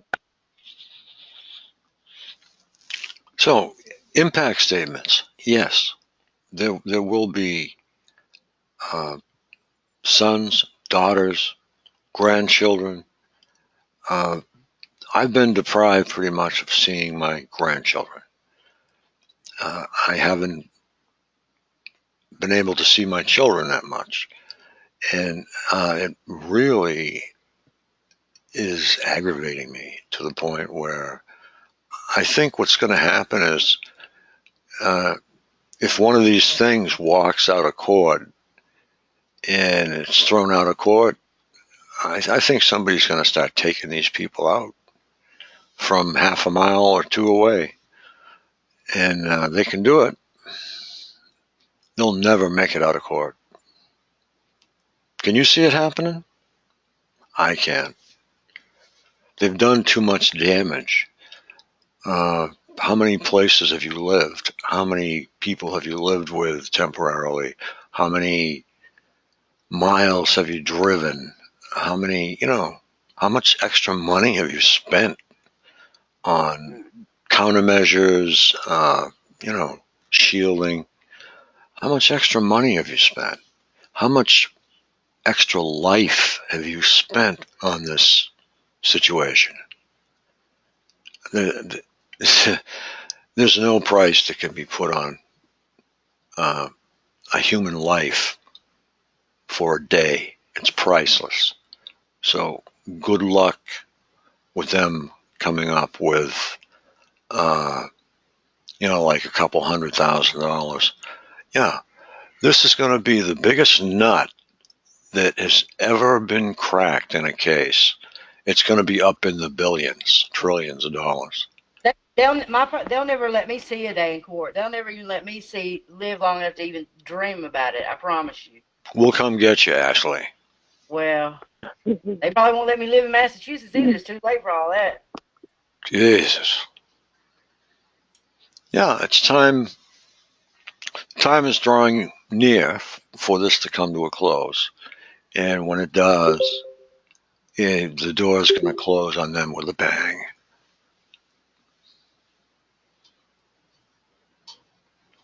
Yeah, this is the best. Go ahead. Go ahead. Oh, sorry, Frank. Didn't mean to interrupt you. Go ahead. I was going to bring up. I remember you discussing one night how you thought one of your perps was blind. Yes. And I think the thing is actually, I noticed that too. But here's the thing: is I think what they're doing is like they're using us for like research, for like brainstem research. Could be. And I think a lot of people, it's like compartmentalization type thing, where I think a lot of people don't quite understand how they're selling us. And because I had a blind woman, I think a Parkinson's woman too. And I think they're actually starting to shut it down. But they didn't realize what was happening. You know, they weren't perps necessarily. But they're like using our minds to, to manipulate people and sell us. If that makes any sense. Makes a lot of sense too, and there's something that I bring up every once in a while, and that's recording your feelings. Now, there was a movie out years ago where they actually could record someone's feelings, and this has, I think, come to pass. If you remember The Matrix in the movie, in the very beginning, Neil was selling feelings. That's what he was selling. And he had that little tiny disc, little tiny CD. Well, I think that's what they're doing. I think they can record your sexual feelings and sell them to someone who doesn't have any. That could be. That could be how they make some money. They might be able to sell the feeling of moving your leg to someone who can't move their leg to see if they can reroute the signal. I don't know. Speculate. Hey, Frank. My thoughts on that. So, I mean, if they're recording our feelings and putting it on a disc, or for transmission, right? Then they're translating those feelings into electrical signals to then beam into somebody else. The same way that they might beam, sensations to us. So I mean, I don't think it's that nice of a program that it would then, try to beam it into someone whose legs, who can't move their legs, because there's technology for that to stimulate that. But then again, if you're not feeling it in your legs, then your mind is where they're trying to do it, right? But I mean, if that's the case, why hide it? You know? Yeah, I Um, was you trying to know? parallel the good versus the Yeah, awful. you know, but yeah, no, you're right. I mean, it's possible, but then at the end of the day, they're just electrical signals, right? Right. Translated into the machine for storage, so then the machine could retransmit that back, you know, Right. to somebody else for whatever reason, and I mean, and a bunch of ones and zeros. I mean, it doesn't encompass all of human emotion anyway, or human feeling at any point, you know. Right. But Yeah, I've had the perps say that they have mad orgies with this stuff. Uh, and if you notice too, there's all kinds of localized brain stimulation out there for, we'll say, teenagers. Not games though, but I mean, mhm. wow, feel this, and it's some kind of device that you put on your head, but it's not very big either. And so I think that could be what they're doing. But Could it be for video games? Who knows? I mean, I've could seen be. video games get made and people get in suits and move around to capture, the character's exact motions how they want it. Um, Especially if it's starring someone who's famous in a basketball game, or you could say Arnold Schwarzenegger in a Terminator game or something like that. Um, they'll suit him up and capture his motions and stuff. So, I mean, but with these devices that you're describing, they're on your head. They don't really need to be that big. They just need to be close enough to, I guess, uh, you know, hit the right parts of your brain. You know. Yeah, I've said many times to them. I've said, do you know what good you could do in the world if you started helping people, instead of hurting people? And they said, oh, we can't do that. We're not interested in helping people. So maybe they have to do it this way in order to do anything at all. I mean, I have a feeling that perps that speak to TIs who are regular people, via V2K and stuff like that. They don't have a clue to what's going on. They're manipulated, they're delusional, and they're kind of coached and handled as to what to say. They have handlers, TIs don't. They just try to act like, we need handlers. I don't know about, any high level TIs, who for whatever reason, like say, the president said target this person or something. But for regular average people, like myself, anyone that I talk to in my mind who's speaking to me via V2K and stuff like that, they're lost. They don't know what's going on. They're told to say what they say, and I mean, I question them enough to kind of understand that they are very lost. Yes, I tell them they're on Fantasy Island. That's my Pretty favorite. much. You know, Yep, that's a good one. because they say they are using virtual reality. So virtual reality can drive some people insane if they don't get out of it. It's just like some people cannot view anything in 3D without getting, massive headaches and things like that. But Yeah, yeah. some people cannot be in virtual reality for any length of time. And these people are in it all the time. I mean, they say they are in it. I've heard it too many times over the years. I'm beginning to believe it because they believe they're in the room with you, and you have to wake them up and say, uh, "Hey, Michael, you're back in Whitman. You're not Yeah. here." You know what I mean? Hmm. So, yeah, I think they're getting all kinds of screwed up, and they're going to end up in insane asylums because there's just not going to be anything left. Yeah, imagine when they take their whatever their, if they have a helmet on, Yeah. that they decide to put on themselves, right? Which Yep. sounds pretty ridiculous, but say they did to, follow you whenever they do, right? Um, Yeah. how sad, how you're right, they're gonna end up in an asylum somewhere when that helmet gets taken away, and they're gonna act like a little kid, Yep. who they took all his toys away, and he doesn't know what to do with himself. That's what I keep telling him, Angel, too.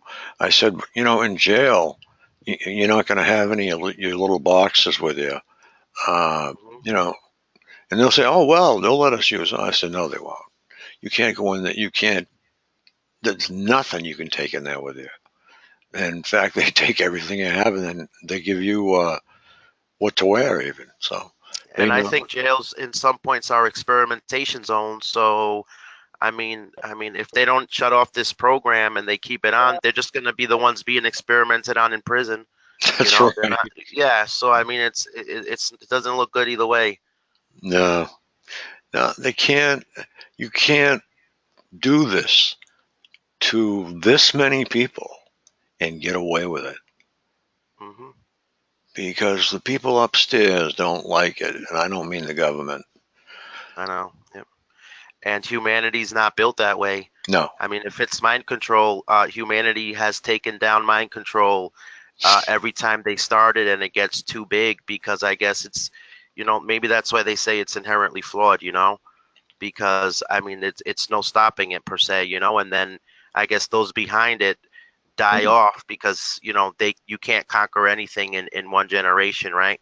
If it's so big, and then what's left behind to continue is people who are also under the influence of mind control, and new humans being aware of it going on are not, so they're willing to keep fighting and fight more than those folks are, and they'll outsmart them just for being human. Humanity's not going to put up with it. agreed. No, once one of these creatures is brought out and into the light, if they can stand it, uh, they'll be lucky he isn't torn apart in the street. And I'm serious too, because there's if you had, we'll say, 500 TIs standing out in the street in front of a courthouse, and one of these perps was brought out, I really would not want to be that guy, because what the women have endured, in particular, not to mention what we've all endured in losses. The losses are incredible. You have to sit down and actually add them up once in a while. I mean, just for shits and giggles, pardon my French, but um, sit down and add up all the lost time and the lost friends and the lost family, uh, the things I you get used to depressed do. when I do that. Yeah, well, yeah, I just look at things for what they are as Yeah. logically as I can, and you have to cut a lot of the emotion away. Not permanently, but you have to put it aside when you deal with some of this stuff. Yeah. I mean, the safest place for them is if they would build a brand new prison for them, because you put them in a regular prison. You know how many people have probably gotten set up by this stuff, Yeah, you know, and yeah, they're. I mean, they'll they wouldn't be lucky making it inside the prison either, leaving the courthouse, and that's gonna be probably a warm up when they get to prison for what's gonna happen to them for people that they've set up. it's going to be like a snowball Hmm. rolling down a mountain. It's just going to get bigger and bigger and bigger, and finally, when it smashes into the prison, it's going to be god awful. Yeah. But there's a reason for this, and I think it's going to be to train humanity to be on the lookout for this kind of stuff, because this has crept up on people for so long now. Um, they didn't see it coming. We didn't see this coming. But what really got me too was the fact that the embassy in Moscow was bombarded with microwaves since 1953. And the other night I was amazed at 1979. But Patrick Cleary brought up the point that it went all the way back to 1953. Mhm. So, and unfortunately, as I said earlier, most of those people have passed away from weird cancers and diseases that are almost unheard of today. Yep. Things that have mutated. Because, after all, microwave is radiation. It's not the same as uranium. Okay, uranium will kill you in a heartbeat, but a microwave will too, if it's Yep. focused right. Yeah, I mean, during that whole time, in the book I'm reading, they were trying to, there was, in the microwaves that they were selling, which were still really expensive for most households, Right. some of them were leaking, Yes. and they were afraid to tell people that they would get sick, being near the microwave while it was on, you know. But but I mean, everyone knows. I mean, me. I mean, when we got our microwave in the '90s, right? And they, everyone says, oh, don't look inside the microwave if you to watch something cooking, you know, and things like that. And obviously, then probably, the microwaves are probably well, insulated. But yet, it's kind of the same thing with the TVs. If you look at it too close, you're gonna go blind or something, and that's all radiation, the effect of radiation. Yeah, people do not understand that Wi-Fi is radiation. Hmm. Your telephone is your smartphone, even your regular flip phone. That's all radiation.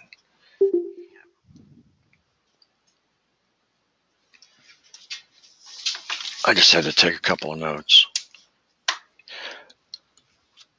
But we're all getting stronger, and I've noticed that. And there are more people coming out. Tyler's here with us tonight. I don't know what if anything happened with you and Alex, Tyler. Tyler, are you there? Let me see.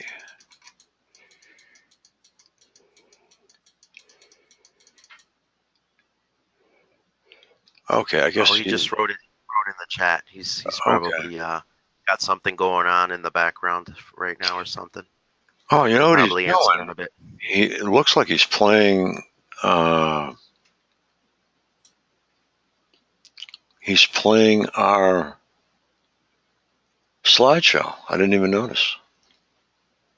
It's near the end of it now. I think. Hello, Frank. Can you hear me? Yes. I'm here. Okay. I just had to hook up my microphone. Yeah, I was curious how you made out with Alex. Who's Alex? Alex, the Alex Jones. Alex Jones? Okay, he didn't. Uh, Amy contacted you about Alex, right? Are you talking about Alex Jones Infowars? No. Yeah, I think he might have done Infowars. I'm not sure. This is the famous Alex Jones you're talking about, the well-known conspiracy broadcaster. Yeah, and he was on here one night, about what, 2 weeks ago, 3 weeks ago, and he took your story on, and I haven't really heard anything about it since. So Alex Jones with Prison Planet Infowars. Does anybody else know? They know who I'm talking about. I don't know if we're talking about the same Alex Jones. Well, the guy you had an interaction with in terms of your case, and you were actually on his show, weren't you? I've never met, and I mean, I know of the famous Alex Jones, but I've never met an Alex Jones besides. Um, I mean, I've never met that one either. But I think you're talking about Eric Eric Jones. Jones. I'm sorry. I'm not with it here tonight. No sleep. No sleep. Eric the Freedom Screamer. Yeah, Yeah, exactly. he's lost contact with me here lately, but I don't know if I think he's in New York, so. That's where he is anyway. But Amy's disgusted, I guess, because he hasn't actually, followed through with any. Tyler. Tyler. Tyler. Yeah. Yes. Go ahead. Tyler. Yes. Who is this? This Paula. Hi, Okay. Paula. Hi. Your story is on Eric on Eric's website. Right. It's on Courtroom Watch, but I don't know if that's not a very popular website. I don't know who's seen that, and they aren't putting all my information on there either. They're just putting the court order affidavit on there, and so. Oh, I see it up here. That's why. Tyler, I'll put all your information up if you get it to me, and a lot of people will see it. I have one, actually half a page devoted to your case, and I can make that a full page very easily. Okay, because I've been sending all my recordings. I've recorded conversations with the mental health case manager, the facility owners, administrators, the psychiatrist, my mother, who's the acting guardian, which is complicit in all of my targeting. And so I've recorded conversations with all these people. So yeah, it would be, to get them out there and just let people know the type of deception, manipulation, and covert corruption that's being played out here with the individuals in this circle of my targeting program. It's very easily to see that they're acting to be ignorant, but it seems like ignorance is the identical relative of deception and corruption, and the covert agenda that's being played out on me here. I'm being fed a poison, 500 milligrams of a poison. Who's that making sexual noises on the? I'll find out. Okay, let's do that because it's not nice. Okay, here goes the room.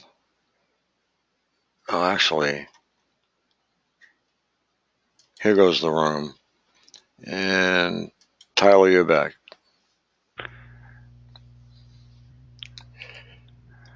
Hello? Yep, you got the room. Okay, well, as I was just explaining about everybody that's complicit in my targeting, they're making little like comments. They make comments and like under their breath, and they mumble stuff that is identical to the V2K that I receive. Like, when they're attacking me when I'm trying to go to sleep and stuff like that. So I know that they're complicit, and that's their way of showing me that they're complicit with.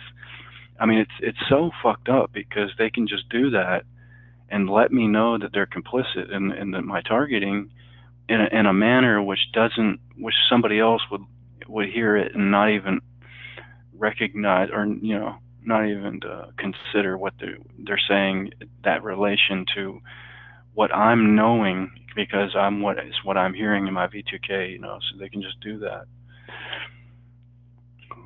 And it's individuals around me, like the mental health case manager, the psychiatrist, my own mother, who's an acting guardian, And she's just playing the role of, well, I'm just looking out for his best interest.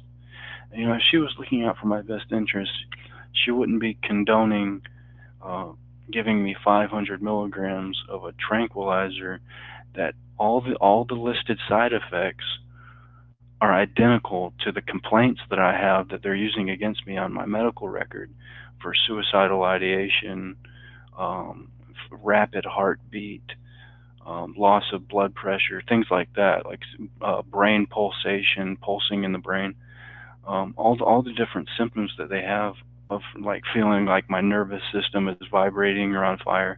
Those are all listed side effects of this drug. So that's what I'm going to do in my court case that's coming up here in 17 days.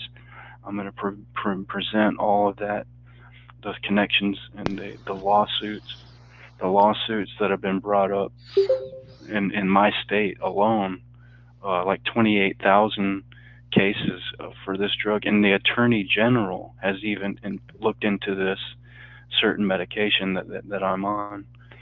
So I'm going to bring that up too. And it's just, Lori Anderson has been really helpful. I have to thank her because she's given me a whole speech to present. I don't even think the judge is even going to let me talk though. I think the judge is, if I start giving the speech that I wrote down that Lori gave me, the judge is going to hammer that gavel down and say, "Shut up! You don't have a right to speak in my courtroom." Blah blah blah, and it's not going to be a trial by jury. It's going to be. There has to be a precursor by your attorney that my client would like to speak, and he will be heard out.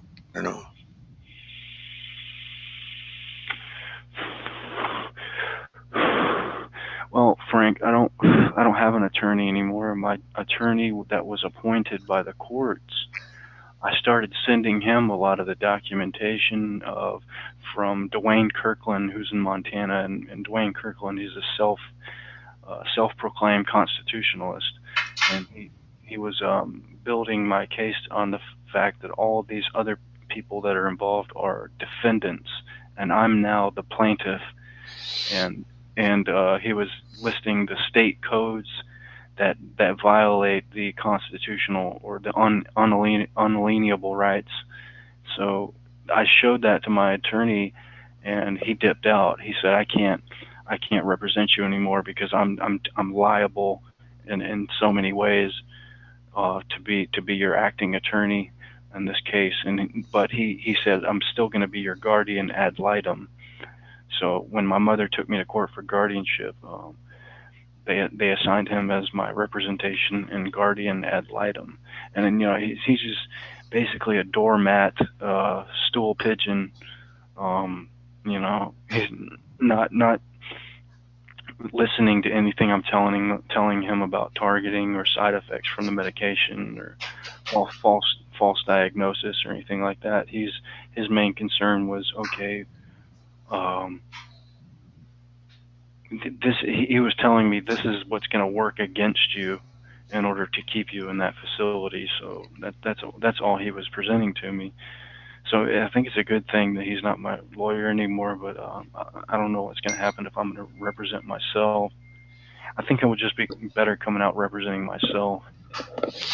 Yeah, the more that this goes high profile, I'm surprised that more people haven't picked it up.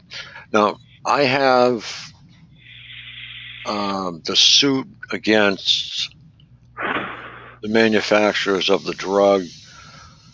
I have, which is like $500 million suit, and I have the $2,500 million suit. Not the suit, but the media representation. And I also have listed all of the symptoms, and I just picked those up from WebMD. So yeah, that's where I got my information too. That Lori told me to go to webmd.com. That's a pretty useful site, but I think it has all the credentials listed there and the sources listed there along with the information. But so that's going to my main approach to my case is going to be okay, everything that I signed, all of the symptoms that you have to diagnose me as schizophrenic and justification to put me on the medication all started when I started taking the medication, Yeah. which was back in January of 2015. I was put on Seroquel by the University of South Carolina psychiatric department. And, you know, something that really stands out in my mind from when I went to seek help from the because if, you know, my mother recommended it. My mother said go to see the psychologist. So I was talking to the psychologist just for like talk therapy, basically, in January 2015. And once I started telling him about, okay, I can, you know, I feel like my neighbors are tormenting me while I'm trying to sleep with various noises.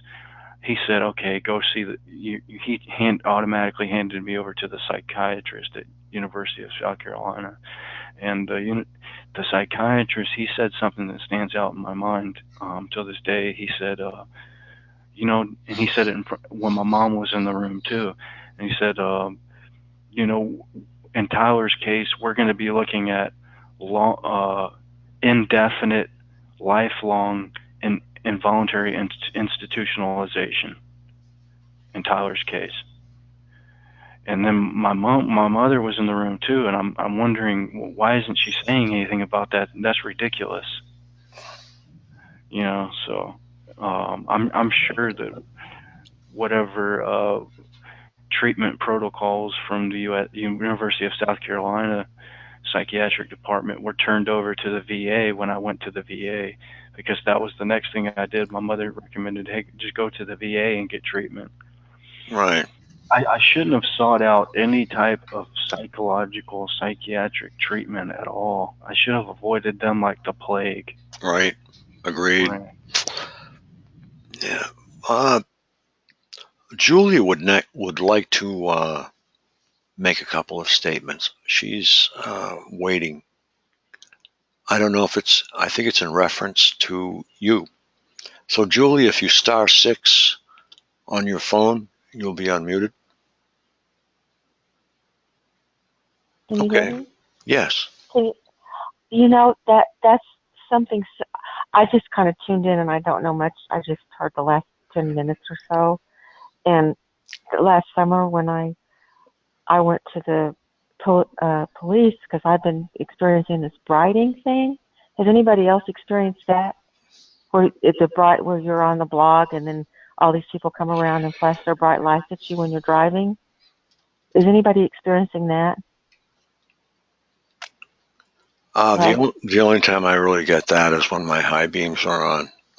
Oh, okay. Well, this is something that's for my targeting. It's happening to me, and so then I would try to report it and everything, and then they committed me. I live in Tulsa, and I was thinking of moving to the D.C. area, and then I was headed towards Georgia, and I stopped at Fredericksburg and reported it, and then I got put into a facility, and I'm feeling very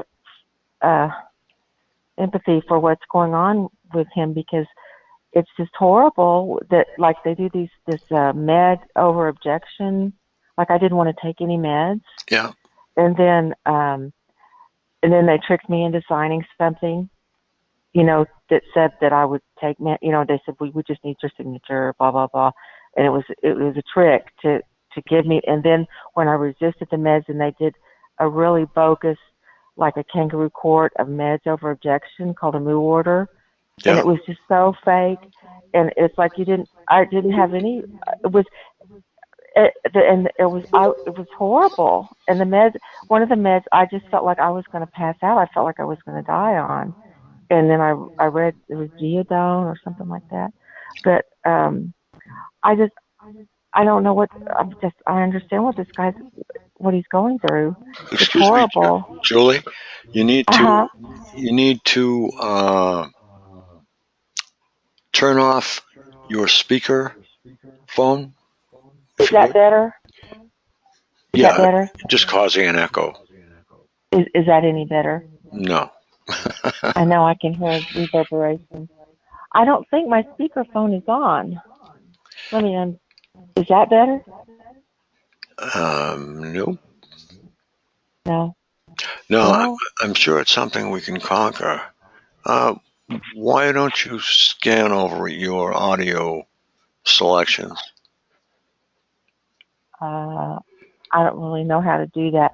I um I don't know. I feel would like to wish I could help some way, but I know what he's going through, and it's like it's rigged or something, And I will be praying for him. All right, if you'd like to speak a little further, go ahead because it doesn't seem to be getting any worse. Your echo, that is, and Oh, okay. you have something Well, valuable to offer. So, I just pray for him because that is it's I think that's our only hope, and that was the only hope. They kept me like 19 days, and they ended up.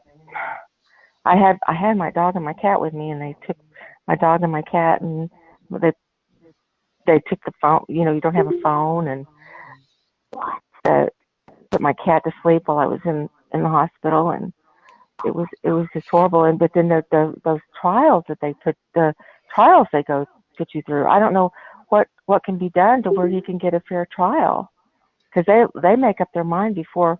It seems like they make up their mind before you even have there's even a trial, the outcome that they want. well, yes, they have a predetermined outcome, and what they do is make the pieces fit. Yeah. So I'm late on the call. Can I share something Sure. with Julie? Amy. Uh-huh. Okay, I've just been really in a fog, depressed, beaten down, herpes just hurting me everywhere, every which way I go. Hi, Amy. Can I Hi. interrupt you, Amy, just for a second? Sure. Where's Scott? I don't know. I called him and I said, I didn't get anything but his answering machine. I said, where are you? Can you call Frank? I just got your message. So they've been delaying the phone, and I noticed this morning, pay attention to this one thing if you guys don't remember anything else tonight. They have attached what's called tethering. Now, the iPhones and the Android, you can tether, and what I think that means is it's like GPS. Maybe I'm not on the same track there. Maybe Frank knows more than I do on this, but seeing that there's been the huge two mergers going on, that Sprint and T-Mobile, and that's probably why we have a sucky service, and Verizon and AT&T, no joke, they haven't officially announced the Verizon and AT&T. But what I wanted to say is this morning, I noticed when I gave up my other phone that was heavily perked by DoD people, government, military, and all the above State Department people that have come and gone here have seen.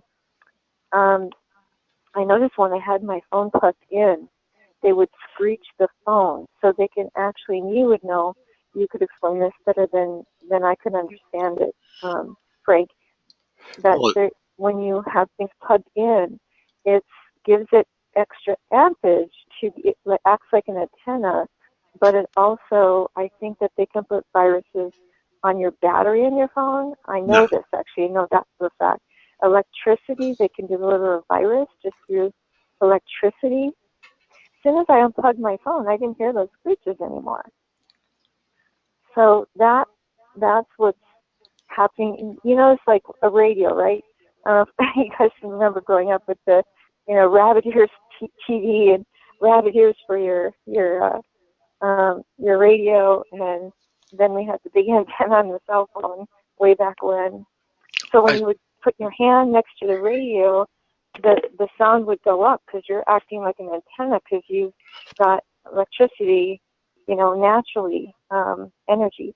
Right. I think the reason why your phone is doing that is I think that your voltage regulator, which is involved with charging the battery, and or your battery is deficient. And that's why when you No, unplug it, it's not. It's not. I've done that with any phone that I have used. They can actually, you can look this up, this is fact, that there's viruses. I kept wondering why I kept buying new phones and more batteries and more batteries and more batteries. Just like back when they were filling up half-empty cartridges for printers and kept selling them, just going, you go through them like within a week, cartridge after cartridge.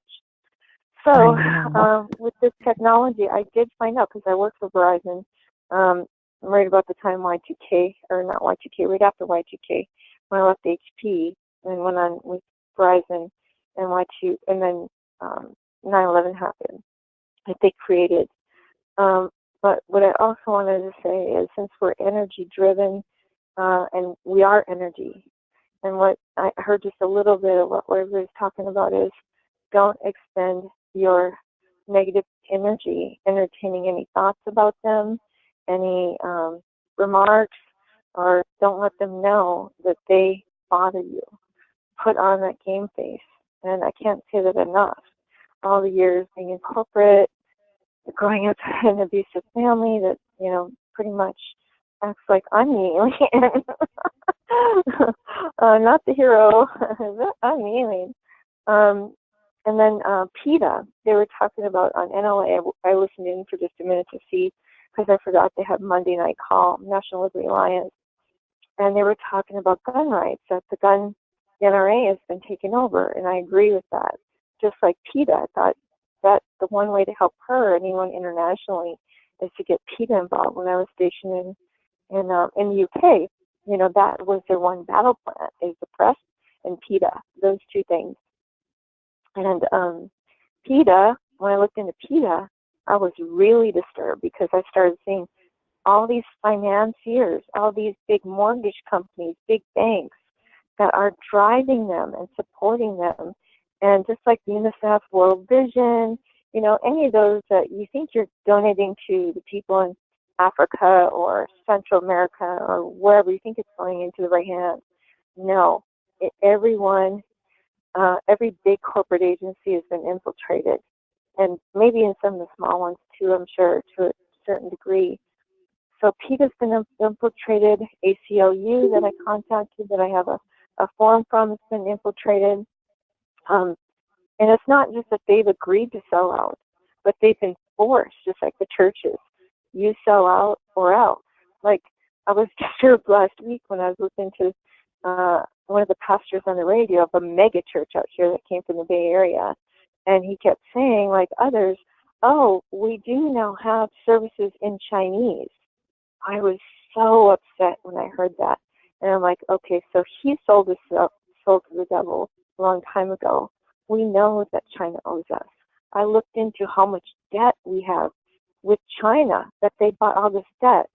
How can we have debt when they made all the money of the products off of us? How can we owe them anything?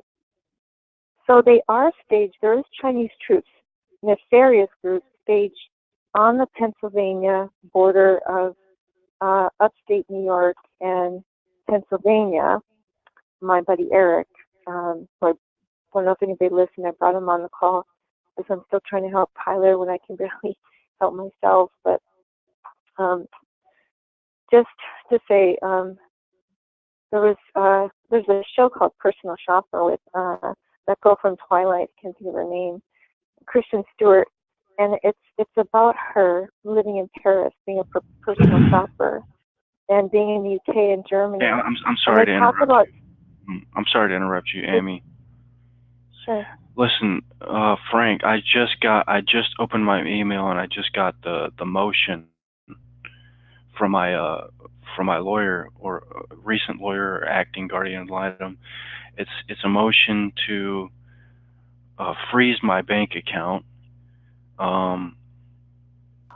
take a full psychological exam, and C, requiring Tyler Whitman to remain in the facility where he currently resides, or in the alternative. And this is what I saw in this movie called Crossing Lanes. Or in the alternative, another structured living environment. In support of this motion, Let me read you one of the things it says here. The petitioner is informed and believes that more recently Tyler has been actively researching other individuals who believe in his conspiracy theories. This is all an official court motion document. Petitioning you know me who for the petitioner is? Okay. it's Susan C. Clary, my mother, and it says on here. I think this is her wording. The petitioner states that. Hold on, let me go back to that section. The petitioner states that on or about December 19th, she and Deneen Johnson, my mental health case manager with the VA, met with Tyler in the guardianships and his status. Tyler was fixated on conspiracy theories, and his thought pattern could not be redirected away from these delusions. He became highly agitated when discussing the potential for a permanent guardianship. Tyler has been actively researching other individuals who believe in his conspiracy theories. One such individual is Eric Hughes Jones, a quote-unquote political activist. Oh my gosh. Amy, can I finish reading this? A quote-unquote political activist and founder of www.courtroomwatch.org. This is all on an official courtroom document. Mr. Jones is alleging that Tyler is quote unquote locked in a psychiatric ward and forcibly drugged against his will for simply exposing government corruption and harassment. See Exhibit A text sent from Mr. Jones to Loretta Martin. So let's go down to Exhibit A. I'm just reading all this for the first time. I just opened this. This is crazy. Okay, and then the text sent from Eric to the facility owner, administrator. Red alert from Courtroom Watch. Emergency phone blitz for Navy Tibet Tyler Whitman, locked in a psychiatric ward and forcibly drugged against his will for simply exposing. Okay, and that's the text sent to her. But I just can't believe this wording that's on this official court document against me, and it's clearly stating here that they're using all of these facts in support of this motion. Petitioner sets forth in support of this motion. The petitioner sets forth the following facts supporting the relief sought, and it says: A, freezing Tyler's bank account so as to not allow any person to withdraw funds from the account. B, requiring I take full psychological exam within 30 days of the date of the hearing scheduled in this matter with a licensed South Carolina psychologist or psychiatrist. C, requiring to remain in the facility where he currently resides. Or the alternative. Amy, please. NLA has a call tonight. If we do a triage right now, we intervene with NLA that's on the call right now on the other line. You shut up and let him finish. Yeah. I'm helping him. I'm helping him. Amy, I appreciate I got a big mouth because I got him on the call. Let him finish. Tyler. This is insane. This is shocking me to my soul. Tyler, just hang up the phone, and I'm going to call you back. Okay? Hey, we're going to get this taken care of. Tyler? Listen, Tyler, I'm going to call you right back. I'm going to call you right back. Go ahead. Yeah, go for it.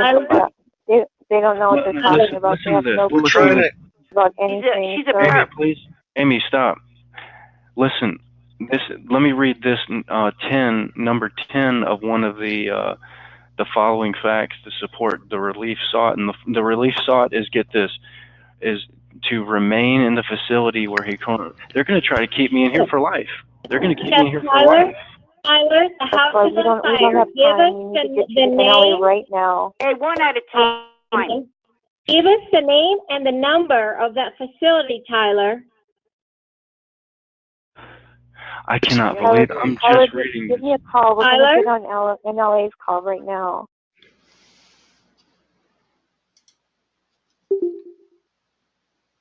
Go ahead, Tyler. Hello? Yep, go ahead. Listen, this is crazy, guys. I mean, I can't believe that my mother and let me see who drudged this up. State of South Carolina, County of Richland, guardianship of Tyler Whitman case. Susan S. Cleary, my mother, I'm dealing with an evil psycho woman here. My mother, she needs, I wish she would get in a wreck, or I wish that she would be taken out. Someone needs to take her out. I mean, this is crazy. Look what she's doing to me. Look at all these fucking, oh my God. Okay, let me read you this one. The petitioner is informed and believes that over the course of the past year, Tyler has occasionally suffered from loosening perceptions of reality.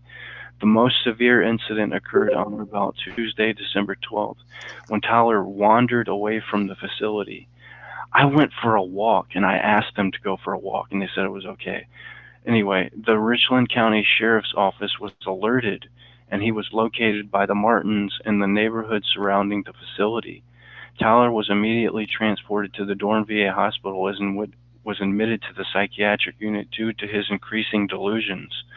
During his hospitalization, it was discovered that Tyler's outpatient physician had reduced Tyler's antipsychotic medication, Seroquel, to 400 milligrams per day from 600 milligrams per day. The dosage was increased.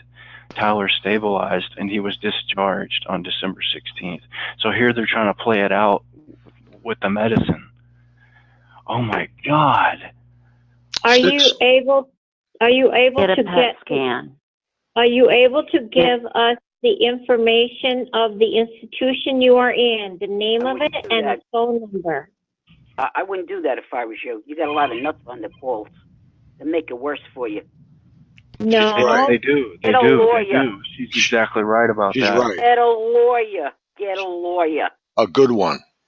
Listen, guys, I'm screwed. They're going to keep me here, and they're going to give me the max amount of this destructive tranquilizer that they can for the rest of my life. Get a PET scan. For the rest Get a of my PET life. scan. It can Listen, prove. Whoever's saying PET scan, there's no scan that can prove a chemical imbalance. Go do some research. Go do some research.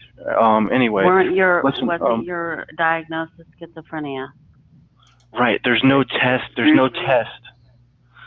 Could I? Hi, Frank and Tyler. Yes, sir.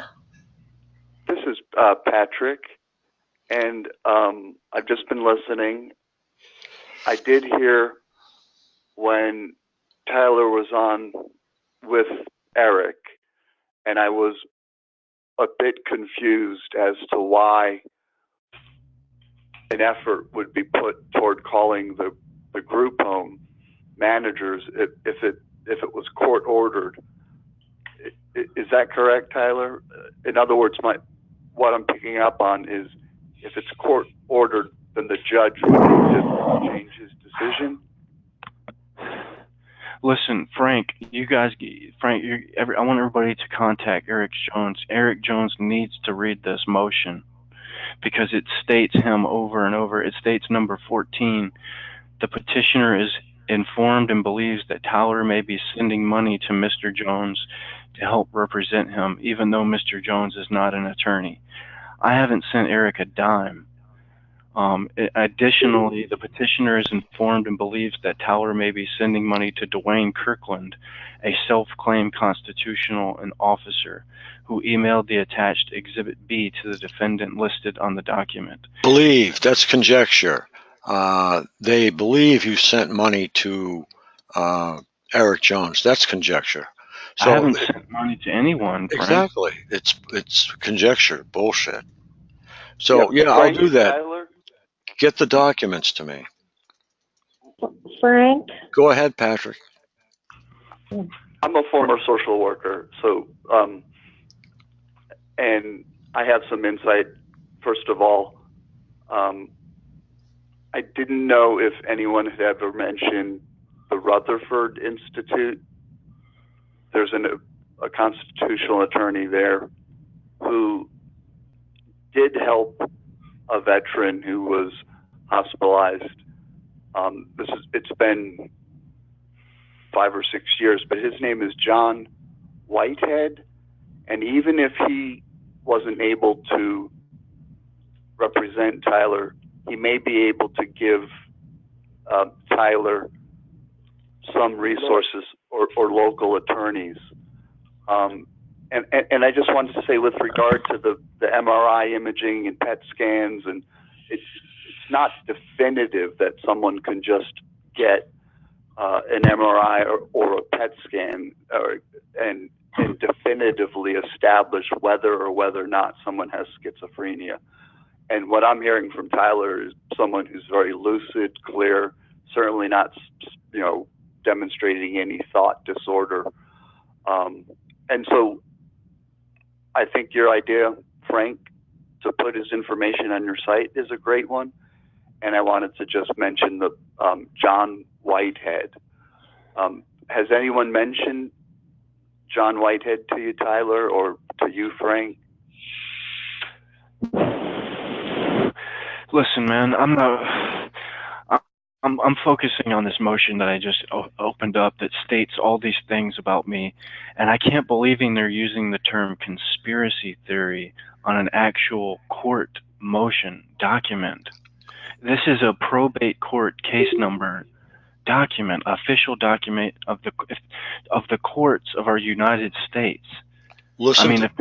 Patrick. Listen to Patrick, Tyler. Yeah, John Whitehead was able to get a veteran out of a hospital who was put in. I'd strongly suggest, if you are talking about any of the past and that what has occurred with your neighbor, that you cease that immediately, and be careful what you say about your mom. Yes. And you are being set up, but what I'm asking is if by any chance you've heard of this attorney, because he may be the type that would take it on. If Frank were able to help you. Listen, it's too late. It's too late, Patrick. Never too late. Frank, the court hearing is May 7th. So in 7 days. Hey, Tyler, can I tell you something about this? You have to have a lawyer, Tyler. You're entitled to a lawyer, and you're a veteran. Barb, hold on. You have the upper hand here if you use it. You got rights. Tyler, let me tell you, with my, I had an ex-boyfriend, and his mother had to petition the court for temporary guardianship, and she had him committed. But when the guardianship hearing came, like, he got this kind of the same thing that you got, as far as it's somebody saying that you're not competent to be in charge of yourself, right? Right. Okay, but it's not over, because this this was about a year ago, and he's not any more institutionalized. We can still get help and get you out of there. I thought I was going to have a chance to get out of here. No, because now they're putting as one of the they're trying to stop you, but I'm saying it's not over. Don't give up on it. It says petitioner respectfully requests that the court schedule a hearing to address the matters raised in this emergency motion and grant the order as follows. It has A, B, C, and D. A, freeze my bank account. B, to take full psychological exam within 30 days of the date of the hearing, schedule the matter. C, requiring Tyler Andrew Whitman to remain in the facility where he currently resides, or in the alternative, another structured living environment. The reason they get emergencies because you were fixing to get let out, because there will come a point where you could say, I'm signing my fucking self out of here. What? No, it doesn't work that way. After your years, I don't know. What? After your years, after wasn't the original court order for a year?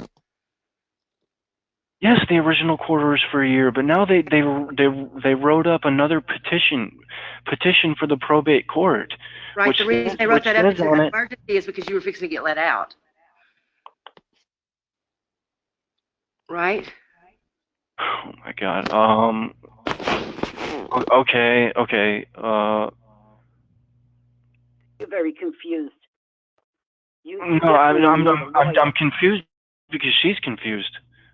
Well, you can't explain to these people on here. This is very serious. You explain to a lawyer, and that's your right. You're a veteran. You should get carte blanche. So use what you got to get a lawyer. a court-appointed lawyer. Any lawyer. I think I fear it might be too late now because the Nothing's hearing. too late. You can't go to court without a lawyer. You have a lawyer there. The judge can't sentence you to anything without a lawyer. Hey, you're talking to a person that knows. I know. Okay? They can't just say, okay, that's it. You stay in here for the rest of your life. You got to have a lawyer represent you. Okay? Oh, no, so no lawyer's going to touch this case because it has to do with. Okay, all right. You're the whole DOJ is different with you. Okay, you're special. No, you have to have a lawyer. It's probably a court-appointed lawyer you have. Right, but he dropped the case based on because he said he was going to be there's no way he could represent me or he'd be liable or. But listen. Oh, really? Well, then you have to get in. Then there has to be another one, and you have to sit down. They can't sentence you to nothing unless you sit down with your lawyer. So it's going to be postponed. So you sit and talk to your lawyer about what's going on. Okay? You just begun. Well, it says in here on this motion that the previous lawyer just sent me for our guardian ad litem. It says to remain in the facility where he currently resides. And, yes, until the court says different. That's why right. you need an attorney. But the information that they're putting on here is delusions, hallucinations, paranoia. Well, they could put anything. They could put you just flew out the window. You have to have a lawyer, and you got to sit down with the lawyer. So when you go to court, there's going to be a lawyer there for you. Or the judge will tell you you find one yourself, or here's a court-appointed lawyer, and it'll be postponed. And you have to talk to your lawyer. There's gonna be no if you got to think about what the reasoning is going to be in the courtroom behind what they're going to be claiming as significant delusions, paranoia, and hallucinations, which significantly affect my judgment and insight. There's no way that they're going to be able to explain that away, even with the medication argument. Because I'm going to be saying, okay, well, here's things that the medication caused, which are suicidal ideation and all these physical symptoms. That's not going to go on now. You have to get an attorney, and then you go over the crap. You see what you're saying on here? That's what you tell him. Say, I don't do this, I don't do that, I don't have this, I don't have that. So prove it.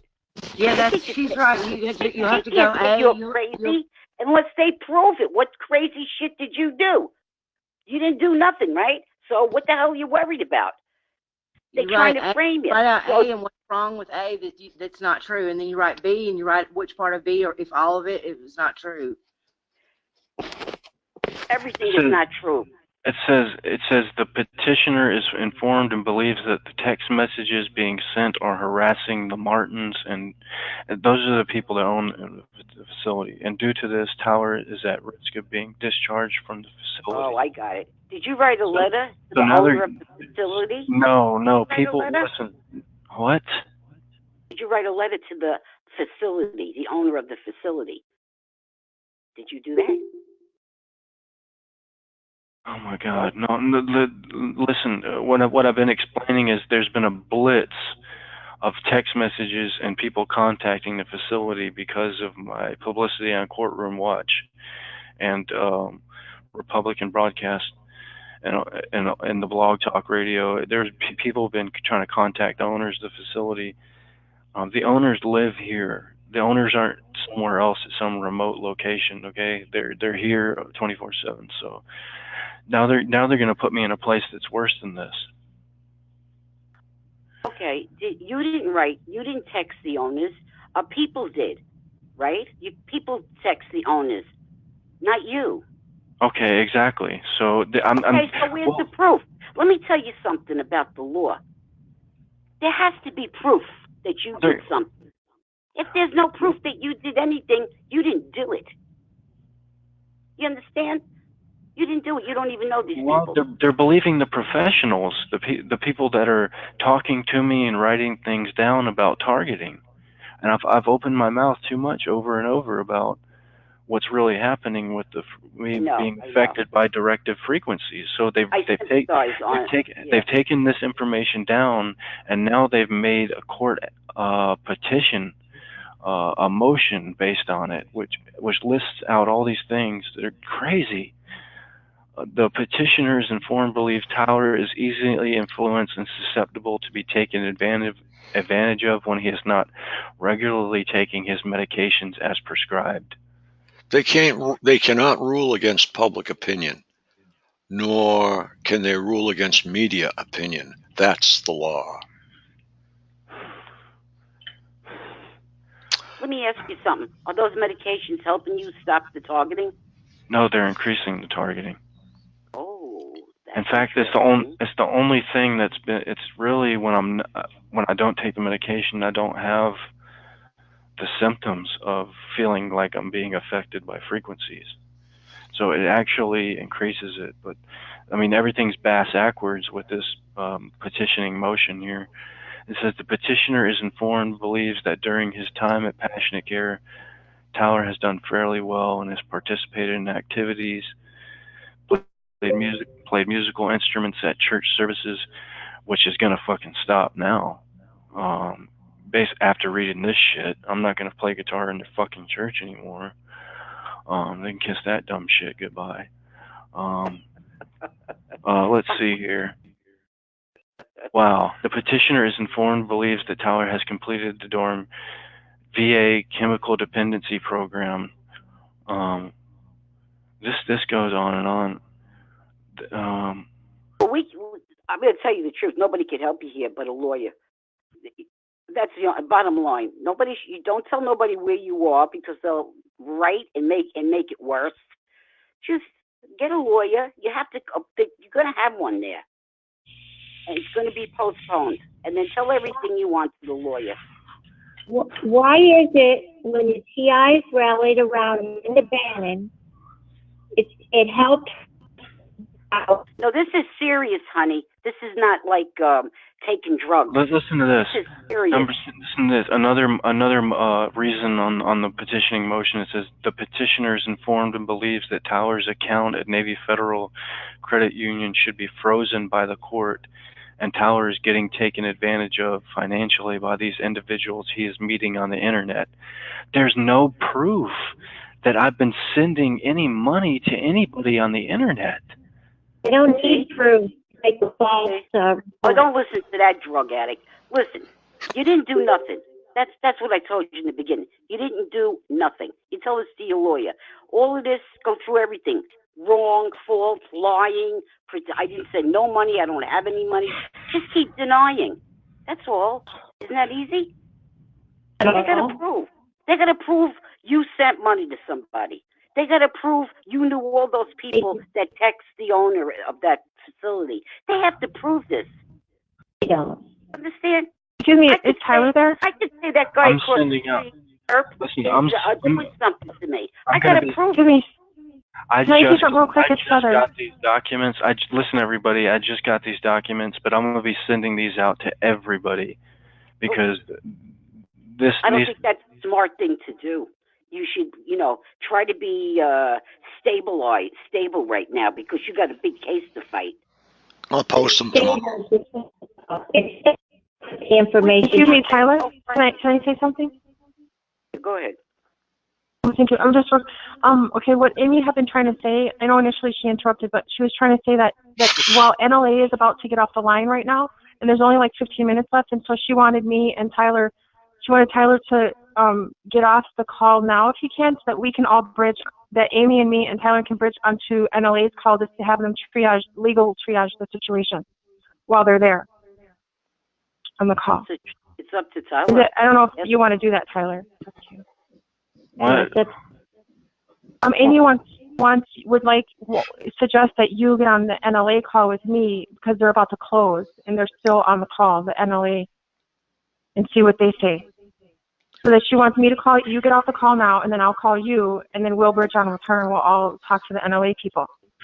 I don't know if the NLA they usually don't let anybody speak, but certain people. Oh yeah, she wanted to get in the queue. That's what it was. She's like, she wanted us to hurry up to get in the line. Yeah, I don't feel like doing that because the NLA Sure. I'll let you speak and. Okay, I understand. Okay, carry on, guys. Okay. That's the best thing to do, what you just said. You do have sense. Yeah. You just you're in fear, and they're cutting you down, and you feel low to the floor. Well, pick yourself up, Tyler.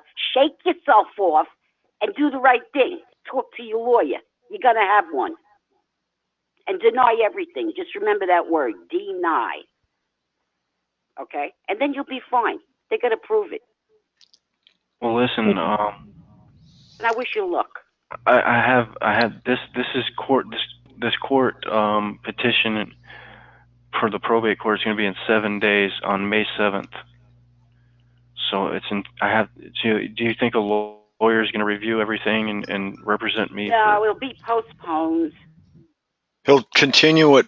He'll have it continued, okay, until he has a chance to review. Yeah, and talk to you about all the charges. So it's all up to you. They're trying to hold. He has to have discovery. Listen to this. They're trying to hold me in contempt of court. It says you are hereby ordered to present and show cause why you should not be held in contempt of the court's previous order for outpatient treatment for mental illness. Oh, you didn't go and take your medicine? Is that what happened? Yeah, they caught me putting it under my tongue. Okay, well, make a story up. They caught you. Make a story up. Say I was going to cough. Make a stupid story. That's all. Whatever can you do? Just don't say you did it on purpose. Say, gee, I was choking. I don't know what the hell happened. Make a story up. They got to prove that you didn't want to take it. Listen, I have good reason for not wanting to take it. Yeah, I know that. But you have to make a story up. No, I'm not going to make up any story. All right, then tell them, okay, I don't want to take no medicine. And then that's it. Well, I can tell them that 28,000 cases have been brought before the courts based on this one drug, and that the Attorney General has brought concern about this company and this particular drug. And all the side effects associated with it. I can bring that up. Oh, that's very good. You should copy it down. All the side effects, and then, he has to take that in consideration. Say, this is what I found about this drug, and I got scared. Can anybody hear me right now? Because different drugs affect different people differently, and they need to realize that. You need to help them to understand. When I was in the hospital, there were other people there that wanted these meds and all this. But I always had the bad side effects too, that people have different nervous systems and that they cannot say, it's your imagination if you're actually having the side effects that they say they have. And that, that it's like that the court and the doctors and everyone, and fortunately my doctor did listen to me on that everyone system is different. Like if you're frail, then you're going to be more sensitive to the side effects. If there's certain things, like in your system, and they need to understand that someone needs to help them to see that you can't just say this person has to take this drug. Yeah, that's right. Say there was a side effect. That's why you didn't want to take it. You were very frightened. But, and that there's people that want some of the meds to stabilize them or whatever, but then there's other systems, like there's blood types and there's different things, where it's just like certain meds are not good for people, and that it's really evil to try to force someone to take a med like that. And not be sensitive to the fact that it could be causing a bad side effect. Did you take that medication before? Are you talking to me? No, I'm talking to him. Did you take that medication before? Oh, he's off. Hello? Hello? Hello. Did you take that medication before when they gave it to you? I don't know what you mean by before, but listen, I'm just frozen in shock because of the All right, thing. then maybe you better calm down. calm down. Okay. What do you mean? Did they give that medication to you before you put it under your tongue and didn't want to take it? Have you taken it before? Have you taken the medication, period? Yeah, yes. Yes. Okay, did it give you a side effect? Yes. Did it give... Okay, well, that's what you have to tell your lawyer. That medication gave me a very bad side effect. Right. When they and when they gave it to me again, I was like, oh my God, not that again.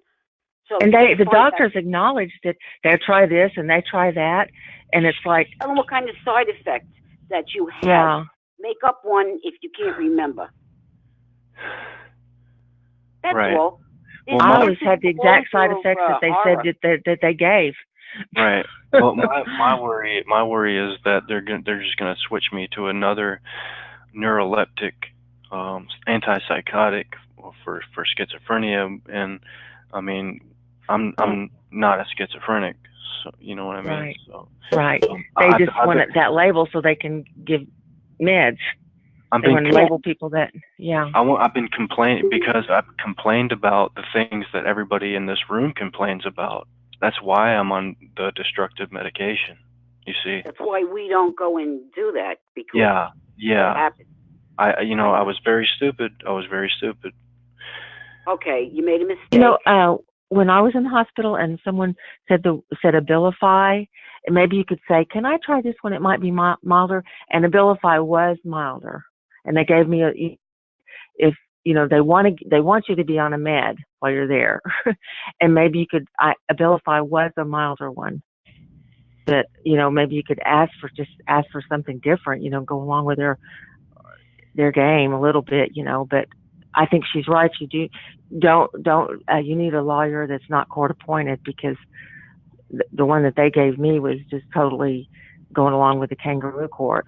I can't believe they put here on this petition, it says, and believes that Tyler is easily influenced and susceptible to be taken advantage of.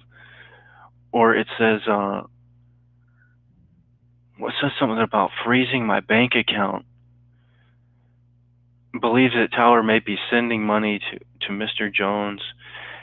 Believes that Tyler's account at Navy Federal Credit Union should be frozen by the court, and Tyler is getting taken advantage of financially by these individuals he is meeting on the internet. They're going to have no, I don't see how. They're feeding conspiracy theories to your mom. They don't need proof. Yes, they do. They're all against you. That's part of the program. Is to be right, because they put those labels on there, and then they don't have to prove that. In front of a judge, they have. Yeah, they got to prove that. Come on. Yeah, I mean, Dwayne Kirkland and it's a system. Dwayne Kirkland and Eric Jones have been helping me as well as other individuals, but I haven't sent a dime to any of them. Well, but right. So it wasn't true, so they made it up. That's my point. They make up what they don't know. They have a template of terminology that they put, you know, to make it work, so that they want to label you something, so then you'll have to take the meds, and people get the money from the meds, I guess, you know, the drug companies. That's all that they've shown. That's what they're all. That's why they have Tyler in there. They want to keep him there. They want to keep him on their stupid druggy program. They're just making stuff up, and they're trying to smear Eric, because Eric helps people, and you know. And they're trying to. Yeah. Who the hell is Eric? Are you talking about Derek or Eric? Listen. No, Eric Jones. His name's on the motion. Freedom Screamer. Listen, Amy, I want you to desperately try to get. I mean, Father. Heidi, Yeah. I want you to desperately try to get in touch with Lori Anderson and Eric and Dwayne Kirkland, and tell them to check their email. Tell them they have to look at this county probate case petition from my guardian, my mother. Because is there any way you can request a different guardian? Does he have any rights to request a different guardian? That's a good idea. That's a good idea. Well, no. That's the whole reason my mother is once you. What time zone? I'm sorry. What time zone is Dwayne in? Dwayne is in Montana, Western Pacific time zone. Okay, that's good. So it's a little earlier because Lori hasn't answered me today. Eric did, but now he's I don't know. But I can try Dwayne. But listen, if I were to tell you the history about the way my mother and her husband, my stepfather, have manipulated the courts to get what they want, you'd fucking throw up. I mean, is there any way you could? I mean, I don't know. Legally, can you ask to get a different guardian or something? Do you get money that they would want to do this to you, to take your money? Do you get money from the government? They don't need money. No, this is not about money. This is about controlling my freedom and controlling my capabilities and my capacities. Why do they say that you're sending money? Where do you get the money to send these? Where do you get your money? You don't work, right? Right, I get disability for schizophrenia. So they're saying that you sent some of your disability check to these people. Yes. Is that what you're saying? Yes. Okay, well, if there's no proof, I just put a label of schizophrenia on people, and nobody even knows what the criteria of that's supposed to be.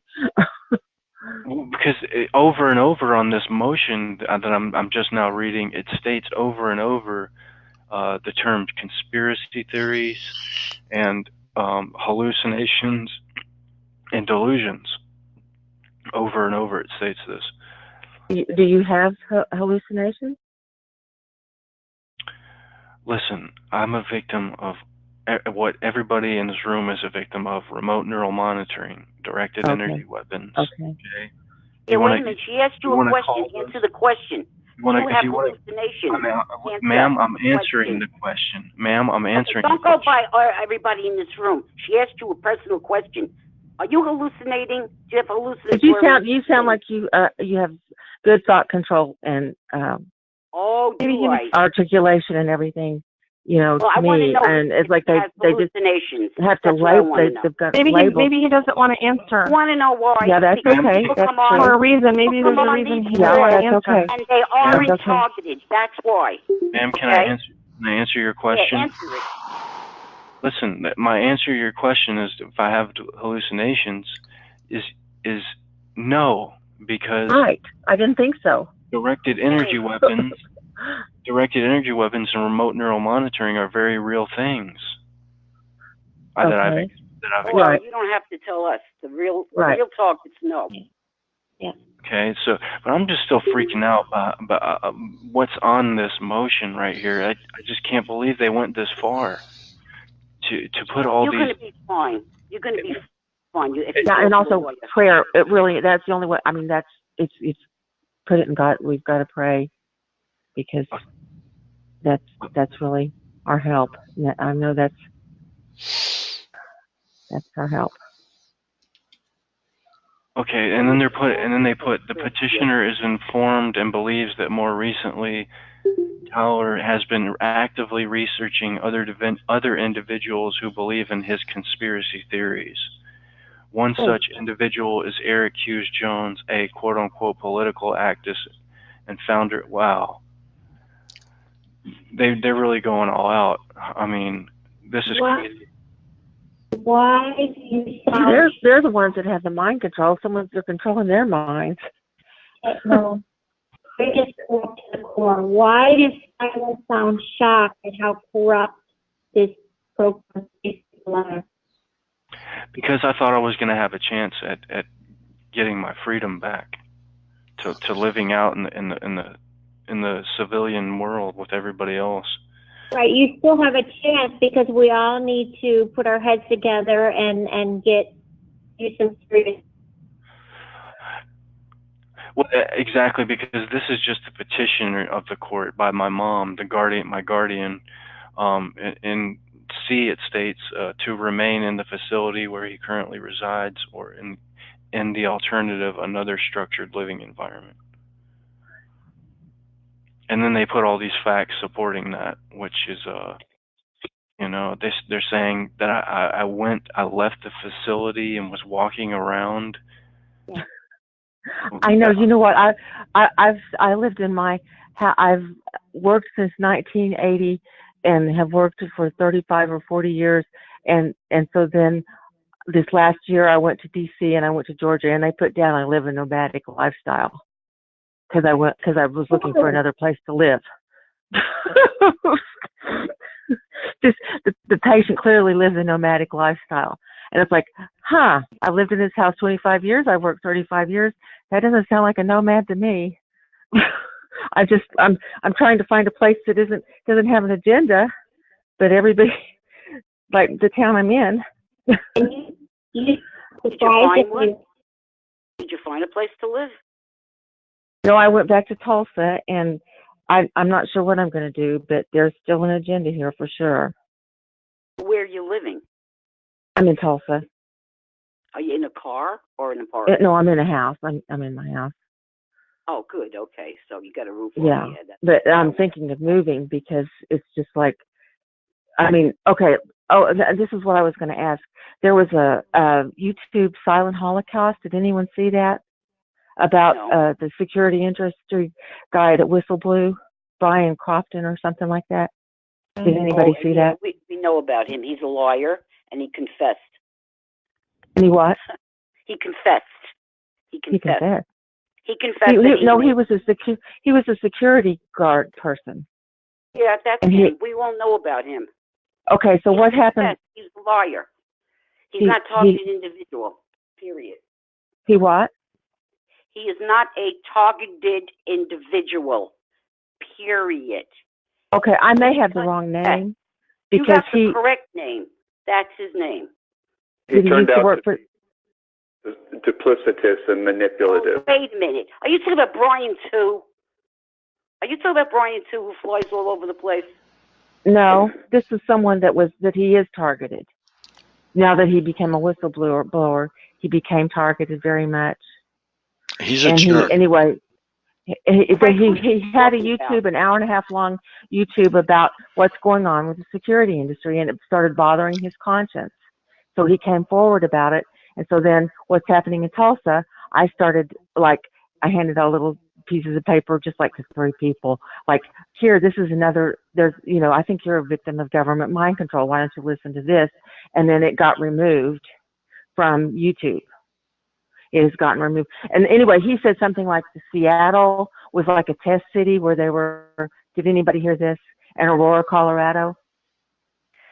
Did like he say test the cities. homeless were doing it? Did he say the homeless were doing it? Right. Okay, yeah. He's proven to be a liar, and he confessed that the whole thing was just to get money and from people, and they gave him money. Well, because when I started, because it kind of like presents a different side of all this of what's really going on with how they try to ruin people's lives and all that, and then they took that YouTube got taken down over the weekend. And my phone got crashed after I sent, and my phone went completely crashed. They took all my pictures of the cat they killed and everything. And, the shelter put the cat to sleep without me talking to me about it while I was in the hospital. But anyway, so, after I sent that to someone, they crashed my phone and took the YouTube down. So you say it's fake? He's a fake, hon. He may have presented a small number of facts in order to manipulate people with a whole lot of BS. Yep. His science had no foundation to it whatsoever. It was absolutely ridiculous. He was later found out to be trying to be 2 different people and make YouTube videos with different personas, and so he was, for whatever reason, seemed to be money. He wanted like money. a con artist. People gave it to him. Ella gave him, she said, I think a couple of $100, and she's got kids and a husband. Yeah, so she was pretty pissed off. Yeah, a lot of people gave him money, and then he came on and he said on YouTube, I thought this was Hollywood. In other words, he thought we all were lying about this, so he figured he'd get in on the action with making money. He even had an interview with himself. He claimed he, he did. Yeah. Okay. Well, it did kind of explain, it did kind of present, I mean, he did really say what was going on with the security industry, though, didn't he? No. No. I think this is a different name. No. Brian No, Coffrin. He's a thief. He's a liar, and he's despised by the community. Yes. So we don't want to hear his name. Yeah, because please. Oh, okay. He took Well, like 11 anyway, when I sent it to someone, they crashed my phone, and then they took it off YouTube. Well, I guess they did if they determined it was fake. Yeah.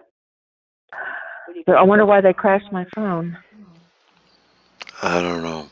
All right, folks, I'm going to have to let you go. It's 12:05 in New England. And we'll see you Wednesday night until 2 a.m. Okay, thank you. Bye, Hey, Frank. God bless you all, and God bless TIs all over the world. Thank you. Thanks to you. Thank you, Good you night. too, and we'll be praying for Tyler. Thanks for the call. Bye. Thank you. Bye-bye. Yeah, thanks, Frank. Bye. Bye now.